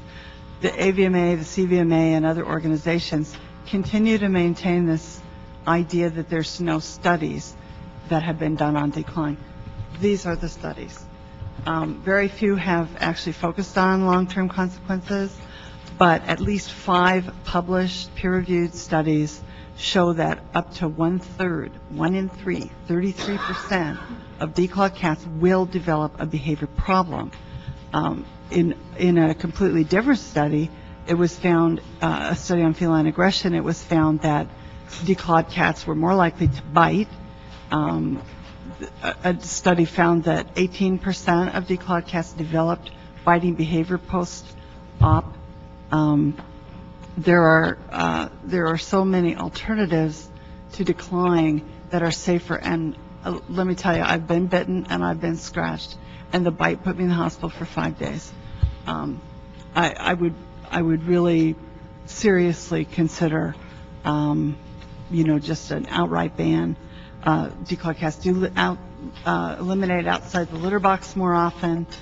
One study found after other variables were considered that declawed cats were almost twice as likely to be relinquished to a shelter.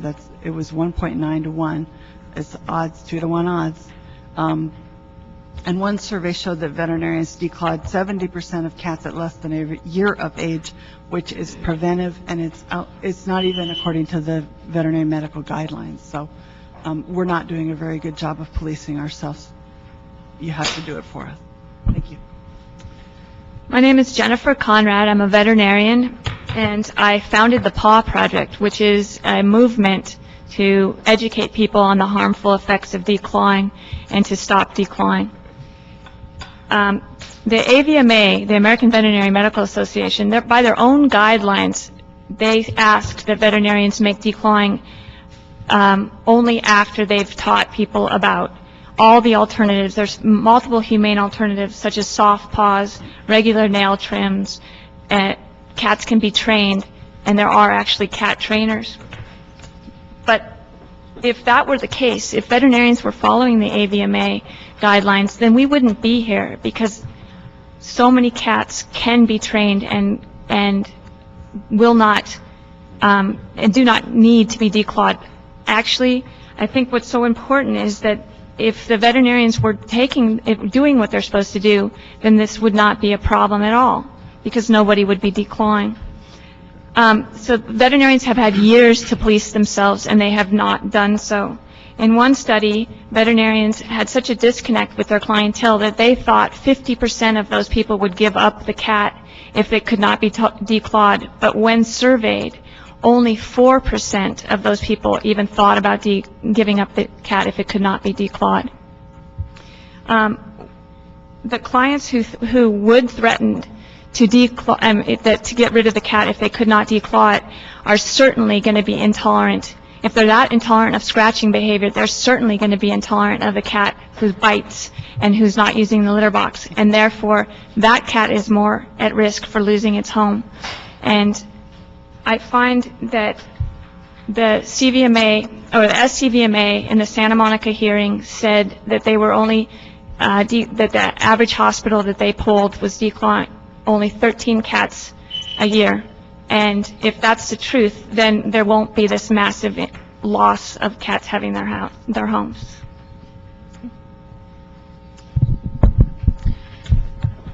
My name is Jim Jensvold. I'm an oral and maxillofacial surgeon in Woodland Hills. I live in West Hills. I support a ban on non-therapeutic declawing. The question of an amendment was raised in Santa Monica and was rejected by the council members there, and I thought I'd just present a little information why that was. First of all, we agree with the Humane Society of the United States position that there's no reason to condone declawing under any circumstance.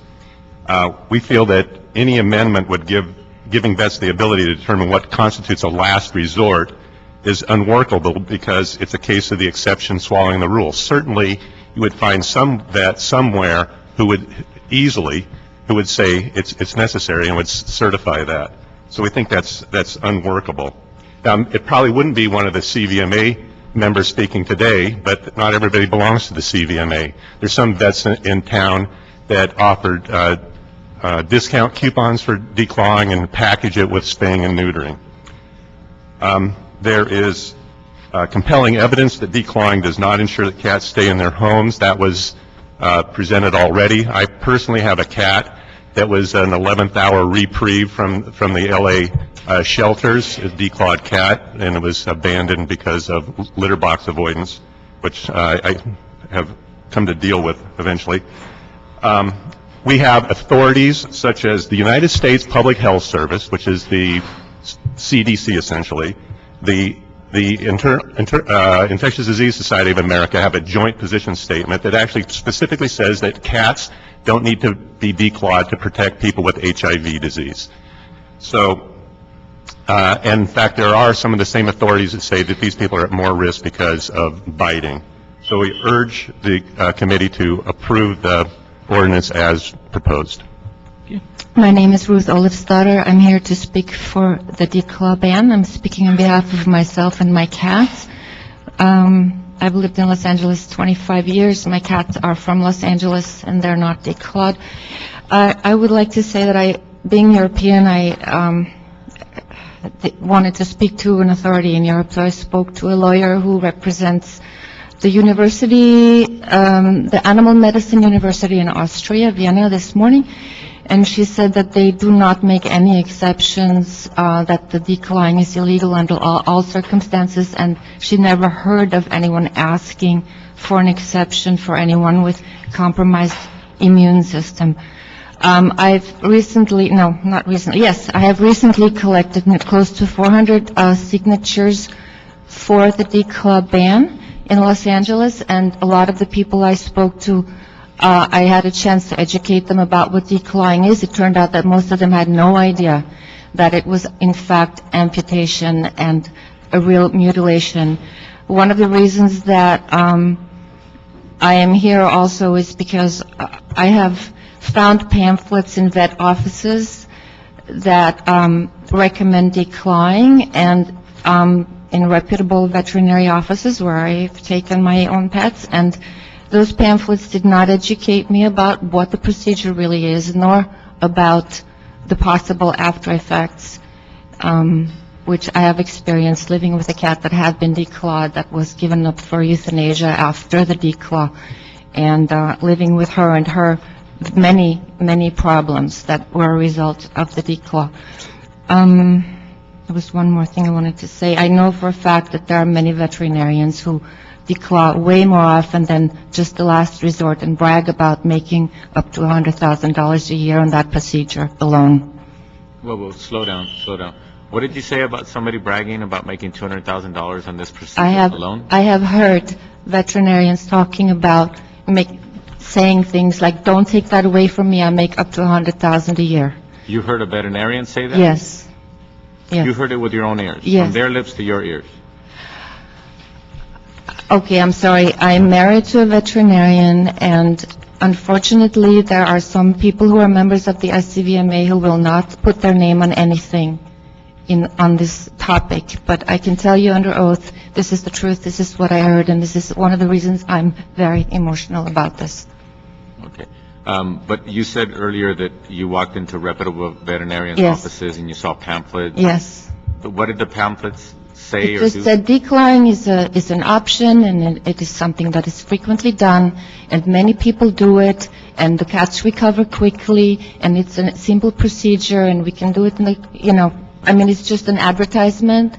Did you bring some of those pamphlets with you? I'm sorry, it was 6 years ago, and I didn't know, and at the time, by the way, the procedure cost $700, 6 years ago. That's another thing that's not mentioned. What's the cost today? Your husband's a veterinarian. Has He told does you? not do declaws. No, but has he told you what his colleagues? I know that it can be anywhere from between $200 and $600 or $700, but it has to do with what all is they add on euthanasia, and not euthanasia, anesthesia and other procedures. It's very hard to get a number out of a veterinary office, and every office bills differently, and then there are packages, and then there are. Yeah, thank you. Thank you all. And the last two speakers will be Patty Schenner and Rita Burton. No, we'll have you up in a minute. Morning, Rita Burton. I'll try and be brief. I'm a retired private rescue person. I did it all on my own, and my husband helped. And I'd like to address the exemption issue. Both my husband and I have been on blood thinners for many years because of our heart conditions. We always had a house full of cats and kittens. It's never been an issue.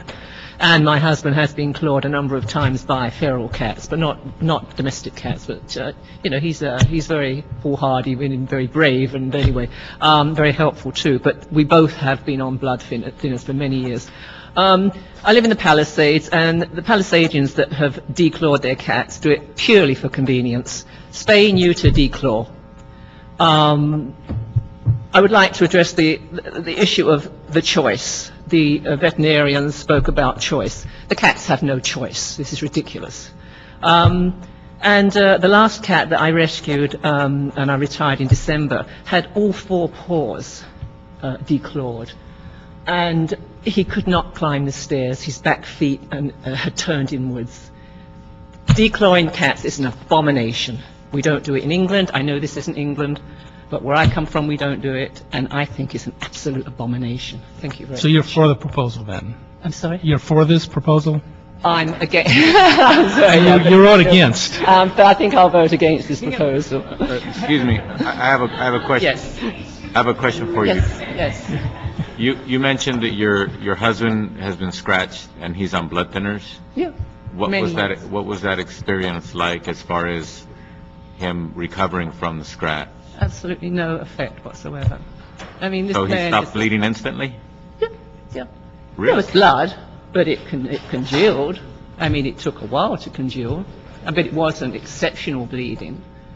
And, I mean, it didn't happen very often, maybe 3 or 4 times over 20-odd years.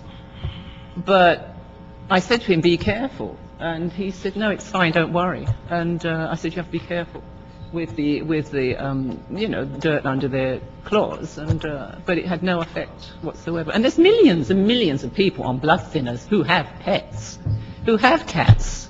This is absurd that if you on blood thinners you shouldn't have a cat. It's absolutely absurd. Thank you, ma'am. Thank you. Good morning. Very opinionated. Good morning, City Council members. I was going to go through all the reasons why we should ban declawing, but you've heard them all, so I won't repeat that. Obviously, they have behavioral problems, and there are all alternatives. It upsets me to hear the Veterinary Association talk about education, and they're worried about the animals that are in the shelters when they do nothing to help with the spay-neuter in this state. So I can't really take them seriously. Just like with health care, I mean, there are a lot of people who are in it for their own interests. And this is cruelty. I'm just going to read one thing. Dr. Nicholas Dodman, who wrote The Cat Who Cried for Help, has this to say about declawing. The inhumanity of the procedure is clearly demonstrated by the nature of cats' recovery from anesthesia following the surgery. Unlike routine recoveries, including recovery from neutering surgeries, which are fairly peaceful, declawing surgery results in cats bouncing off the walls of the recovery cage because of excruciating pain. Declawing fits the definition, the dictionary definition of mutilation to a T. Words such as deform, disfigure, disjoint, and dismember all apply to this surgery. Partial digital amputation is so horrible that it has been employed for torture of prisoners of war, and in veterinary medicine, the clinical procedure serves as model of severe pain for testing the efficacy of analgesic drugs. Even though analgesic drugs can be used post-operatively, they rarely are, and their effects are incomplete and transient anyway. So sooner or later, the pain will emerge. This is animal cruelty. It is totally unnecessary, and I beg you to please pass this ban. Thank you. Thank you very much. We've been joined by Councilmember Bill Rosendahl, and I asked Mr. Koretz to come back forward. The public hearing is now closed. So if you both come forward, Mr. Rosendahl, the floor is yours. Thank you for that, Mr. Rosendahl.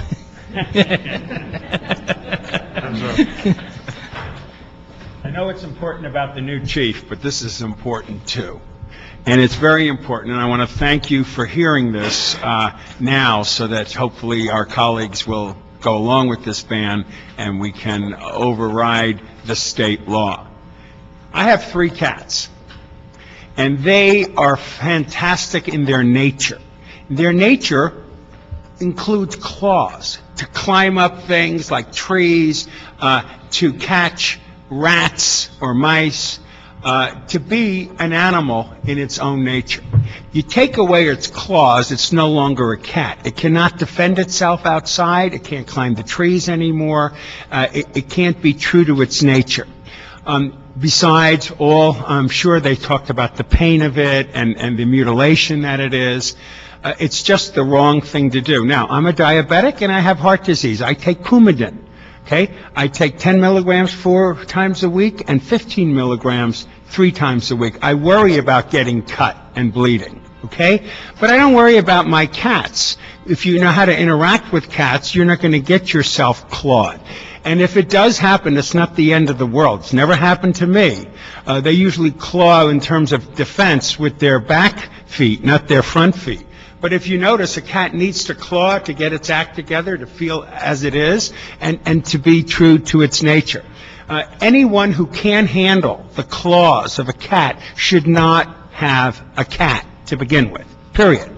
And now if they have a cat and they want to get it declawed and they think now they're going to dump it on the shelter, there are a lot of people out there who will take that cat while it's still a cat, rather than some fuzzball that can't even move around as a cat anymore. So I would hope you could unanimously agree with Paul Koretz and I and our motion, get it before the full council, and be an advocate for the cat rather than just for the sensibilities of a human that tends to take over everything in our society. But you know, animals are animals, and we got to respect them and be true to their nature. Thank you, Mr. Chair. Thank you very much.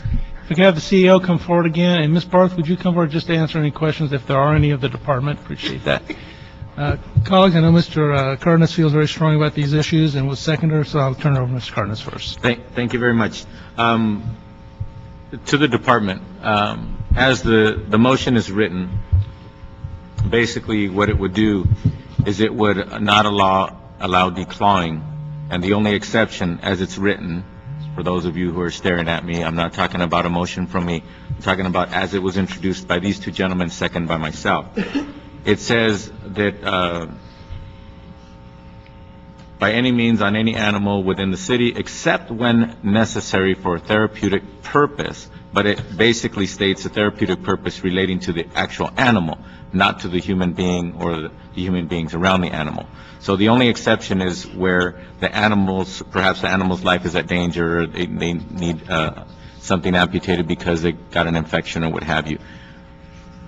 That being the case, as it stands right now, should this pass as it is without any other amendments, what would be the department? I'm assuming the department would be charged with enforcing this. Is that the case, first and foremost?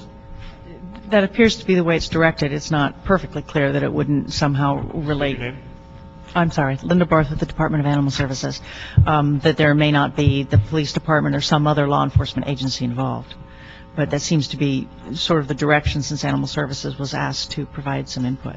Okay. If it is your department that is to enforce this, do you have the means to adjust to this enforcement and do adequate enforcement as the city council and the mayor has budgeted your department as it is today? That we would not be able to provide an enforcement as in visiting the veterinarian's offices or anything. We don't have the resources to do the follow-up. Now, when it comes to the authority, what authority does the department have on this kind of motion? And when it comes to state licensing, because it's my understanding that veterinarians are licensed by the state. They're authorized to do business because of their license with the state. Correct. They're veterinary licensed and also a premises permit, and it is a state state permits. The Department of Animal Services doesn't have any real regulatory authority over veterinarians. We don't provide any kind of a permitting process, so we do, for example, with dog kennels or pet stores or some other kind of animal-related businesses in which, under the municipal code, Animal Services provides annual permits to those kinds of businesses. There is a legal requirement that veterinarians turn in rabies certificates to us. So there's not an existing enforcement mechanism that the department would be able to utilize to add on to do additional inspections or so forth. So it would be an additional task for us for which we don't at this time have additional resources. Okay, so that being the case, if the policymakers of the city pass this ordinance, the best you can promise us is that you'll try your best, but you're being honest with us that it is a matter of resources.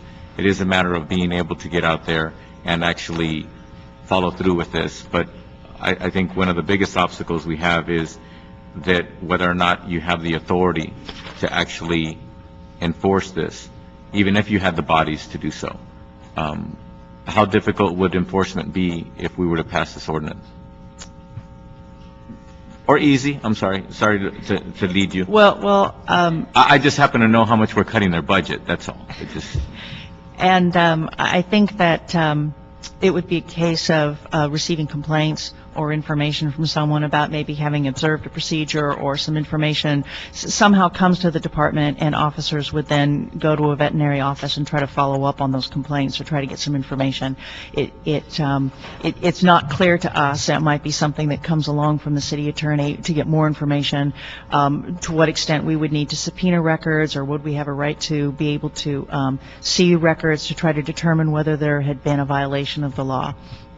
I mean, as a department, I think we share the concerns been expressed today about the procedure and its humanity. But our real concern has to do with how we would enforce it, and it's not really clear that we have the resources or that we fully understand exactly how enforcement might work. Now, does the department have an official opinion about the way this ordinance is written when it comes to the cruelty or not, or the procedure allowed in the city or not? Our veterinarians, as private medical professionals, have their feeling, but as a department, no, there is not a position that's been taken by our Board of Commissioners who sets policy for our department. They have not heard the matter yet. Okay. Paul, do you anticipate getting the commission to take it up, or do you anticipate the policy body within that department that makes recommendations or policy within the department, do you have any anticipation of them taking it up? Or taking up the whole issue? Yes. I would hope not, only because of the timing. The state law was written specifically to prevent LA from passing this ordinance. Well, so time-wise in the city, right, Paul? Come January 1st, any authority in the city that does not already have something on the books are prohibited from actually adding anything, correct? Correct. Okay. So time is of the essence. So right. Thank you for clarifying that for those people who are glaring. I'm not trying to get cute here and trying to have the clock expire. But the reason why I'm happy to address her comments on enforcement, however. Sure. My first response would be, who's in charge of enforcing smoking in the city of Los Angeles? How have we enforced an unenforceable ordinance? As it was said when... I know, Paul, we do it all the time, but we're about to do it again right here. The answer is it's been a self-enforcing ordinance. City of Los Angeles, City of West Hollywood, all the cities that passed those original ordinances, and then the state, spend nothing on enforcement of smoking ordinances because it's self-enforcing. In this case, it's because you can't go out in public without having people jump on you because you're smoking when everyone knows it's illegal. In this case, it's because it's much too risky for veterinarians to do an illegal procedure and jeopardize their license for nothing. Or their reputation, because it doesn't look like we can affect their license. But I think it makes no sense that vets would continue to do this, and I am confident that they won't. I'm not worried about enforcement. I'm not asking the city, frankly, to enforce this law. Once it's on the books, it's going to be 99% self-enforcing, and I'd be surprised if we hear of more than one or two vets crazy enough to continue the practice when it's banned. Does anybody in the room who works for the city know what the penalty is? Because as I read this motion over and over, it talks about shall not, and what they would be in violation of a certain set of this section, but it doesn't say. I mean, 6 months or in jail, $1,000 fine. I mean, but there's no delineation. Paul Smith, CLA. Generally, a violation of a city ordinance is a misdemeanor, punishable by some fine, some maybe 6 months. It's a minor Maximum offense. of 6 months, maximum of like $1,000 or something like that. Okay, so it'd be somewhere within that realm, probably on a case-by-case basis, but it does have limits. It's limited to a misdemeanor, and it's limited to either, I think it's $1,000 or 6 months, or a combination thereof. Okay. If that's spelled out in the ordinance. Yeah, the caveat would be that we don't have an ordinance in front of us. We just have the instruction for the city attorney to draft an ordinance which would come back, and it would spell out those particulars. Thank you. Thank you for that clarification. All right. There's some solutions that came to my attention most recently. My staff has showed me the little press-on things over the nails. Is there anybody in the room who can please explain to this committee, trying to keep the rhetoric and the emotion as minimal as possible and just talk to the reality of what it takes to, thank you, what it takes to put those things on? Do they last a day? Okay, hold on, Paul, you're volunteering. Hold on. I can tell you my own experience first as just a cat owner. Do they last a day? Do they tend to last a week or 10 days or what? I mean, what's the reality of that solution or that remedy? Well, here's a container of soft paws. I've seen them, and some of them are colorful and stuff. And probably for Halloween they had orange and black ones or something. But please come forward on the microphone. I can tell you my experience. I'm sure some people put them on themselves. I never really bothered to learn how. I would take my cat to the vet every maybe 6 to 8 weeks to replace the soft paws. They worked fine. My cat was kind of a scratcher when I first got him. Actually, the ultimate solution, the soft paws worked great, never got scratched. Ultimate solution, when we got a second cat, he became a happy camper, and we never needed the soft paws again. Okay. You've applied these more than once? Or Yeah, many times. And beyond anecdotally, you've applied them. Okay, so please. Yeah, and we recommend them. We do hundreds of adoptions every year, and we counsel people all the time at Stray Cat Alliance, and I put them on myself. I counsel people how to put them on. Different cats, they last a different amount of time. 4 to 6 weeks, they last, one falls off, you glue a new one back on, and it really solves problems if people are not willing to trim nails and do other things, which they usually are if they hear all the alternatives. And I'm assuming it's kind of like a super glue thingy in the inside of the little plastic? Yeah, exactly. It just goes right over it. So fact that it's kind of like, say my wife gets her nails done or what have you, she's really There you go. pissed Yeah. off when 2 days later she breaks a nail. Exactly. But the other 9 are fine. Exactly. You know? So Yeah. there's, it's not perfect, but it's certainly, it's certainly, so it certainly serves the purpose as intended. Absolutely. Which is that you have that protection or that remedy that lasts a period of time. And it's cruelty-free. Well, Now, they're going to find that the glue's toxic one of these days. I'm sorry. I would agree with all the comments that have been made that this Thank is you. definitely a preferable. Your name again? I'm sorry. Dr. Mark Nunez from the CVMA. Okay. I agree that this is definitely a much more preferable option. They work great, and they do come in a variety of colors. However, it's not like a woman going to the salon for a manicure. A lot of cats won't sit still to have you place them, so it's not very easy to put them on. It certainly can be done, but it's not very easy. The cat, even a trained staff will sometimes have a cat that are just squirming and wiggling, and it's not going to allow you to put them on. And there are some people, very elderly people that don't have, the eyesight to put the little drop and so forth. So it is good. I want to emphasize that, but don't think that it's the perfect solution. Okay, look, I've got enough on that point. Obviously, there's shades of gray of disagreement and how people describe it, but I get the picture. I just wanted to know, because I've never used those little press-on dealies, but I just wanted to know, since I'm a policymaker and having to make a big policy decision here, because this is important to me, I just wanted to get just a fair answers from different perspectives about this. So thank you. Paul, what is your anticipation as the maker of the motion, what is your anticipation of the penalty that you're assuming that the city attorney's office is going to do? Just the basic up to $1,000? Because, for example, when it comes to spay and neutering, we did, the first one is $100 and then up to $500 for the second violation, et cetera. So what do you anticipate on this one?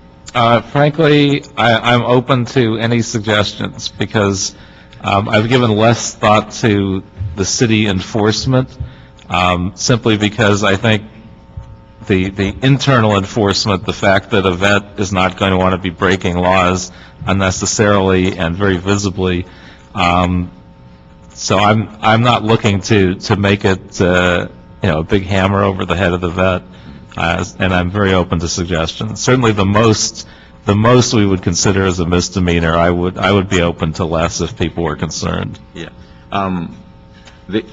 Now, one of the things that I wanted to point out to everybody, obviously we're policymakers within the jurisdiction of our own city, but we're just one city of 88 cities in LA County. And the state of California is going to basically ban any future ordinances at the local level come January 1st.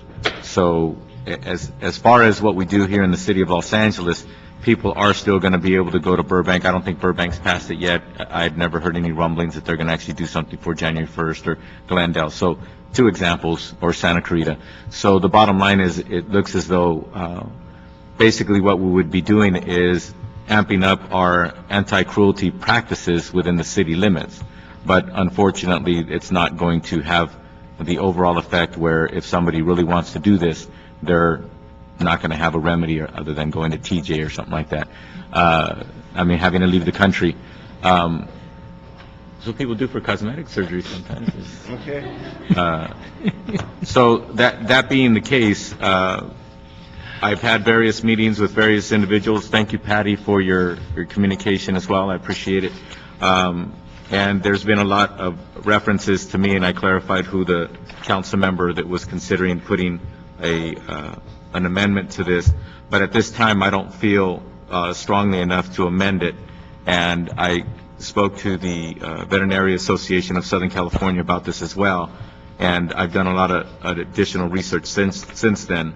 And in addition to that, it appears that as I keep looking at this, the loopholes would be much larger than I anticipate. I don't like to participate in loopholes. I felt and feel that there are some situations where somebody considers their cat a member of the family, and where somebody is having issues with their cat, and they are either on blood thinners or they have some personal medical reasons or what have you to consider having this done.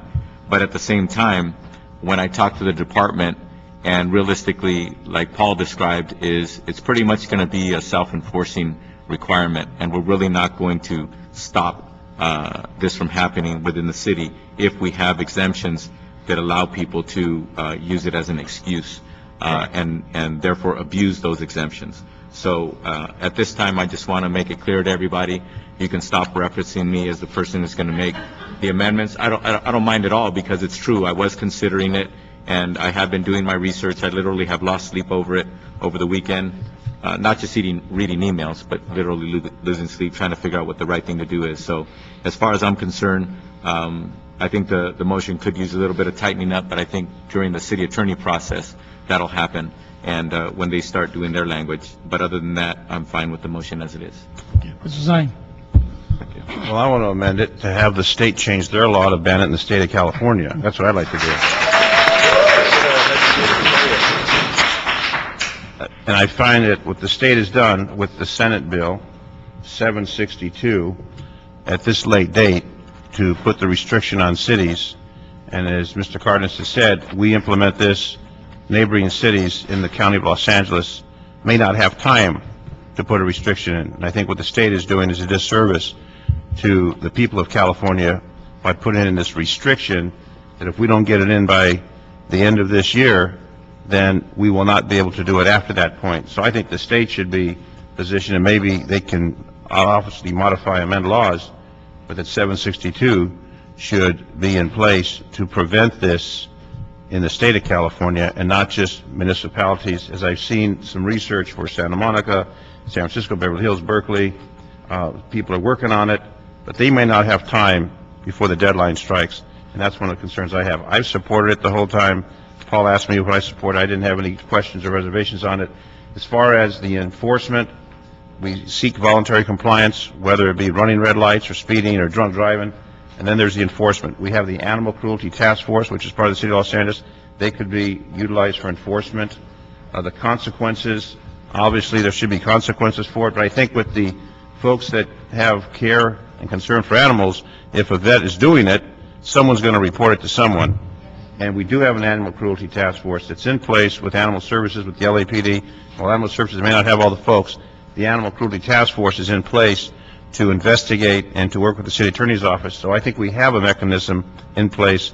But the folks that would avail themselves to this would obviously do a disservice to the cat, and those vets that will make a few dollars doing it would get a bad rap from the folks in the area that care about animals. So I think it could be policed itself, as Mr. Koretz said. The misdemeanor, 6 months in jail, which there's no space in jail, or a fine, they pay the fine. I don't know what they charge to do this. Anyone know what the charge is? $1,000? Up to $1,000? We're limited. Up to $1,000.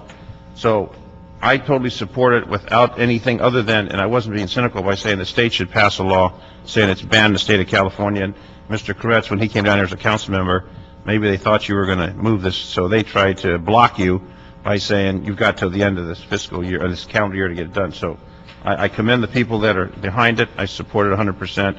And I think that the vets that do this are very cruel. They take that oath to be a vet, to help animals. I think they're very cruel in what they're trying to do to animals when they're doing this particular procedure. So you got my vote. Thank you. Mr. Chair, could I add one bit of information, which is, I think, because of the way in which it was passed, where it was basically camouflaged among all these other medical specialties, I hope at some time in the next year or two to work with and identify a member of the legislature to carry legislation to separate out cruel practices to animals from the rest of that legislation, so that it no longer would have this broad coalition of people that passed it for reasons that had nothing to do with declawing. And I would hope that would enable in future years other municipalities to add on. But it's very unusual what the state did. It was very unusual, very interesting timing. No, it's common. They always camouflage stuff in those bigger bills. Nothing surprises me. Nothing that comes out of Sacramento surprises me anymore, believe me. Nothing. Not me either anymore. With that, I just have a couple comments to make. I think that for us to pass this, and I'm going to vote for it, and ask you, Mr. Koretz, to work with the city attorney and making sure that we get the things we need in there in the ordinance in the way of some sort of a system of fines, citations, et cetera, that can be enforced, because otherwise it won't happen. But I think for you folks here today to assume that our passing this ordinance is going to stop it, you're wrong. We have 22 cities on our border alone. Only 2 of them are on the list of people that have done this already. Glendale, Pasadena, Burbank, Long Beach, Downey, Inglewood, Culver City, San Fernando, Calabasas. The list is a long list. They're not going to do it in time, believe me. And so to assume that you're going to stop it, you won't.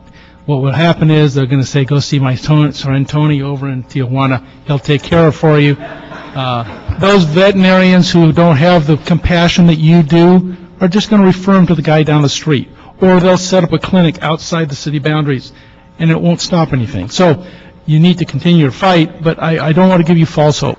This is not going to solve the problem. It probably won't make much of a dent at all, but it's a policy statement I think we need to make. And with that, I will vote with the majority here, send on committee. We will then today instruct the city attorney to draft an ordinance. That will be our instruction. Mr. Koretz, it's incumbent upon you to make sure you sit on them, get it done in time, because 2 months for the city attorney doesn't happen often around here, so I wish you luck with that. Especially with the holidays. With the holidays coming. So with that, The city attorney is tied with AEG, and they'll jump right out there. tell him he can arrest somebody, and he'll be out there in a minute, so. Thank you very much, Mr. Koretz. Thank you so That goes out much. to committee This is with great. recommendation. Thank Thank you. We have 2 quick items to resolve. Item number 10. I've already had the city attorney. Okay, so it's special. Number 10, Big John. John? Item number 10. Item 10.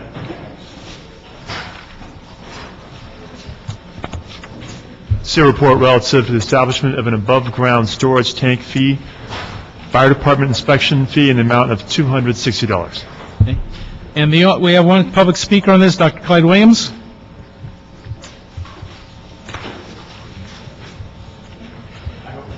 All right, you passed. Dr. Williams passes. Thank you very much. Then we will add then the instruction to the committee was to approve the LAFD recommendations, which has some amending language. We'll accept their amending language. They just want to make sure that we do this on an annualized basis, and we concur with that. So with that, we'll move it from committee with the approval. Thank you very much. Mark, Do you have any more? That is? Item number 12. the amending language, please. Item 12. He'll get you the language. Thank you. Item 12, motion Garcetti Reyes authorizing the Department of General Services, the Police Department, and the City Engineer to negotiate and execute a memorandum of agreement with the Federal Bureau of Investigation for the design, construction, and occupancy of office space at the new Police Administration Building for the Joint Terrorism Task Force and related actions. Sorry to keep you waiting. Yeah, Captain's got nothing better to do. I'm just hoping we use the 2-minute rule on me. Your wish is granted. Go ahead, real quickly. This is a cooperation effort between the FBI and the LAPD to fund by the FBI a secured working environment within the LAPD to facilitate communication worldwide, to address issues that need to be communicated in a timely manner, but also a very secretive manner. So Detective Tim Jones has been spearheading this from the beginning, and Julie from the Board of Engineering can answer some of the technical questions. I think everybody's excited about this, the fact that I think it's just a breakthrough for LAPD to be considered on an equal basis with the FBI. It's a great statement of the acceptance of our department in this international fraternity of issues. Have just a couple questions real quick. Where are we as far as construction to begin on that project? We are looking to start in construction in mid-November. We're phasing it in 2 milestones. One milestone is so that we can facilitate the move-in with the current LAPD move-in. Okay. And then we'll have a second milestone which will follow up with all of the infrastructure needed for the facility. Okay. And do we bear the cost for the ongoing maintenance and repairs, and particularly on communication issues? Will be jointly owned by the FBI and us, and who bears the burden of maintenance? Probably be best to have General Services is working out the agreements on the maintenance of that area. So we're going to do an agreement with the FBI on maintaining those facilities. Very good. Thank you very much. If I may answer briefly on that, Sure. Sir. As to the regular cleaning of the space, that's going to be the responsibility of the Federal Bureau of Investigation. But as to the maintenance of the physical structures, if there's something wrong with the building, that would be a general services issue. Yeah. But with only having one retaining wall that's going to be in there, there's not going to be, it would be negligible at best. Okay. What about the just the cleaning of it? The room's going to require top secret clearance. Who's going to take care of cleaning it up? And that's the responsibility of the FBI or those persons attached with the Joint Terrorism Task Force. So they would more than likely take out their own trash. Take out the papers in the trash. All right. When you're done. Mr. Tarnas, go ahead. Thank you. So I'm assuming that the FBI meets or exceeds all of the contracting requirements that the city has, or are they exempt? For example, when we hire somebody, they can't pay minimum wage. They have to pay living wage, things of that nature. Well, they're using the General Services Division construction forces and taking them specifically out of our union halls. So that, as that's part of our city charter, they're already meeting those things by de facto. Okay. The reason why I asked that question is because when the feds roll into a jurisdiction, they supersede. But I just wanted to make it clear that they're not superseding us on those matters. No, sir, they're using our city personnel to do it. Okay. Mr. Zine? Oh, I'm sorry. Okay. Is it legal for me to ask how many bodies they anticipate having in the square footage? Is it legal for you to ask me that question? It's the FBI. I mean, this is double top secret, so. Exactly. You're asking me how many people will be in there? Yeah, because usually, by most purposes, people say 500 square feet per body, you know, something like that. I mean, they had to negotiate a certain amount of space. We've negotiated a certain amount of space and for a certain number of individuals, and it's going to exceed 10. It's going to what? Exceed 10. Okay. So that's as detailed as we need to get, right? I think so. Okay. You don't want to terrace what we're doing. I mean, after all. Mr. Zine? I'm happy with it. All right, thank you very much, and we will. John Chavez with the CAO. Just one minor point. There is a slight change to the controller instructions. It's just a very small amount. We would ask that GSD reduce their appropriation of $43,000 and increase BOEs. I didn't get a chance to provide that amending language today. It does not change the total amount. It still would be $880,000, but I could prepare that and have it submitted before ITGA tomorrow. Yeah. And provide you. What amount are you talking about transferring over? If you looked on the second page where GSD, according to the motion in front of you, would get $685,000, we would reduce that by $43,000. Increase BOEs, but the total amount for this whole thing stays the same. And council members, I'll provide your staff, your respective staff, with that language that would be introduced in tomorrow's ITGA. So that's just to take care of their cost factor and what they've done so far? Yes, it would provide BOE with some money for a design consultant. Very good. Okay. With that, then, we'll approve this with the recommendation of the CAO, make those adjustments tomorrow on ITGS, and it goes forward on committee approval. Thank you very much. Good luck with that. And last thing is the meeting agenda. We have one public comment, Dr. Clyde Williams.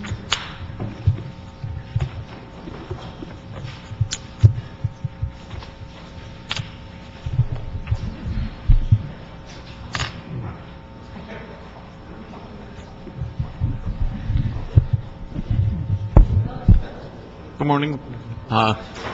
Still morning. It still is.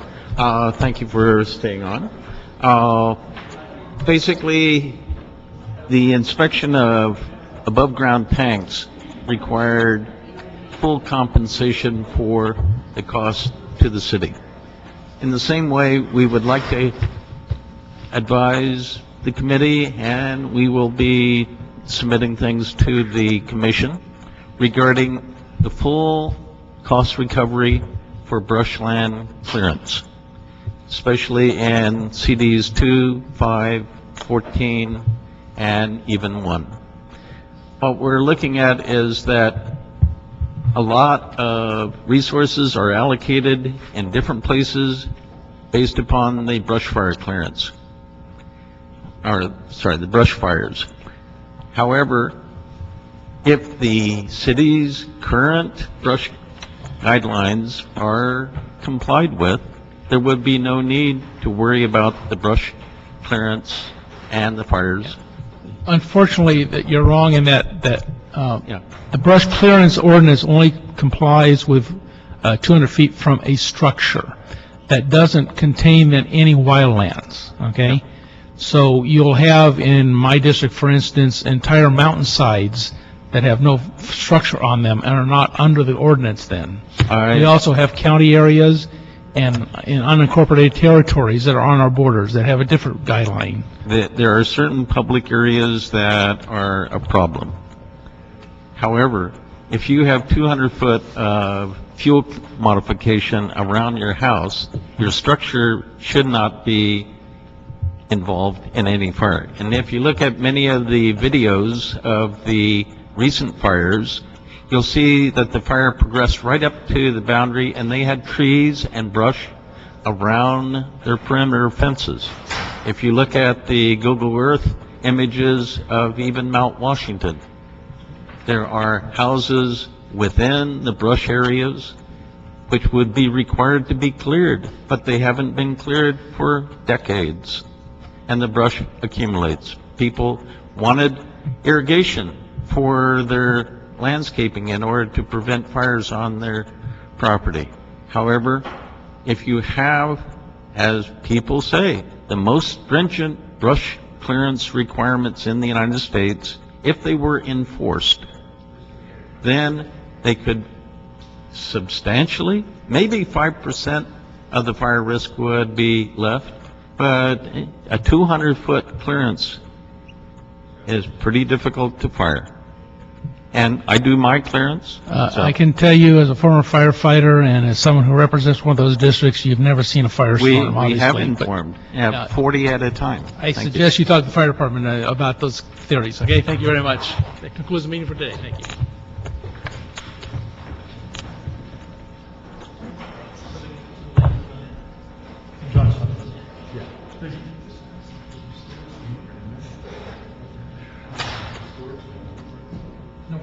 Okay,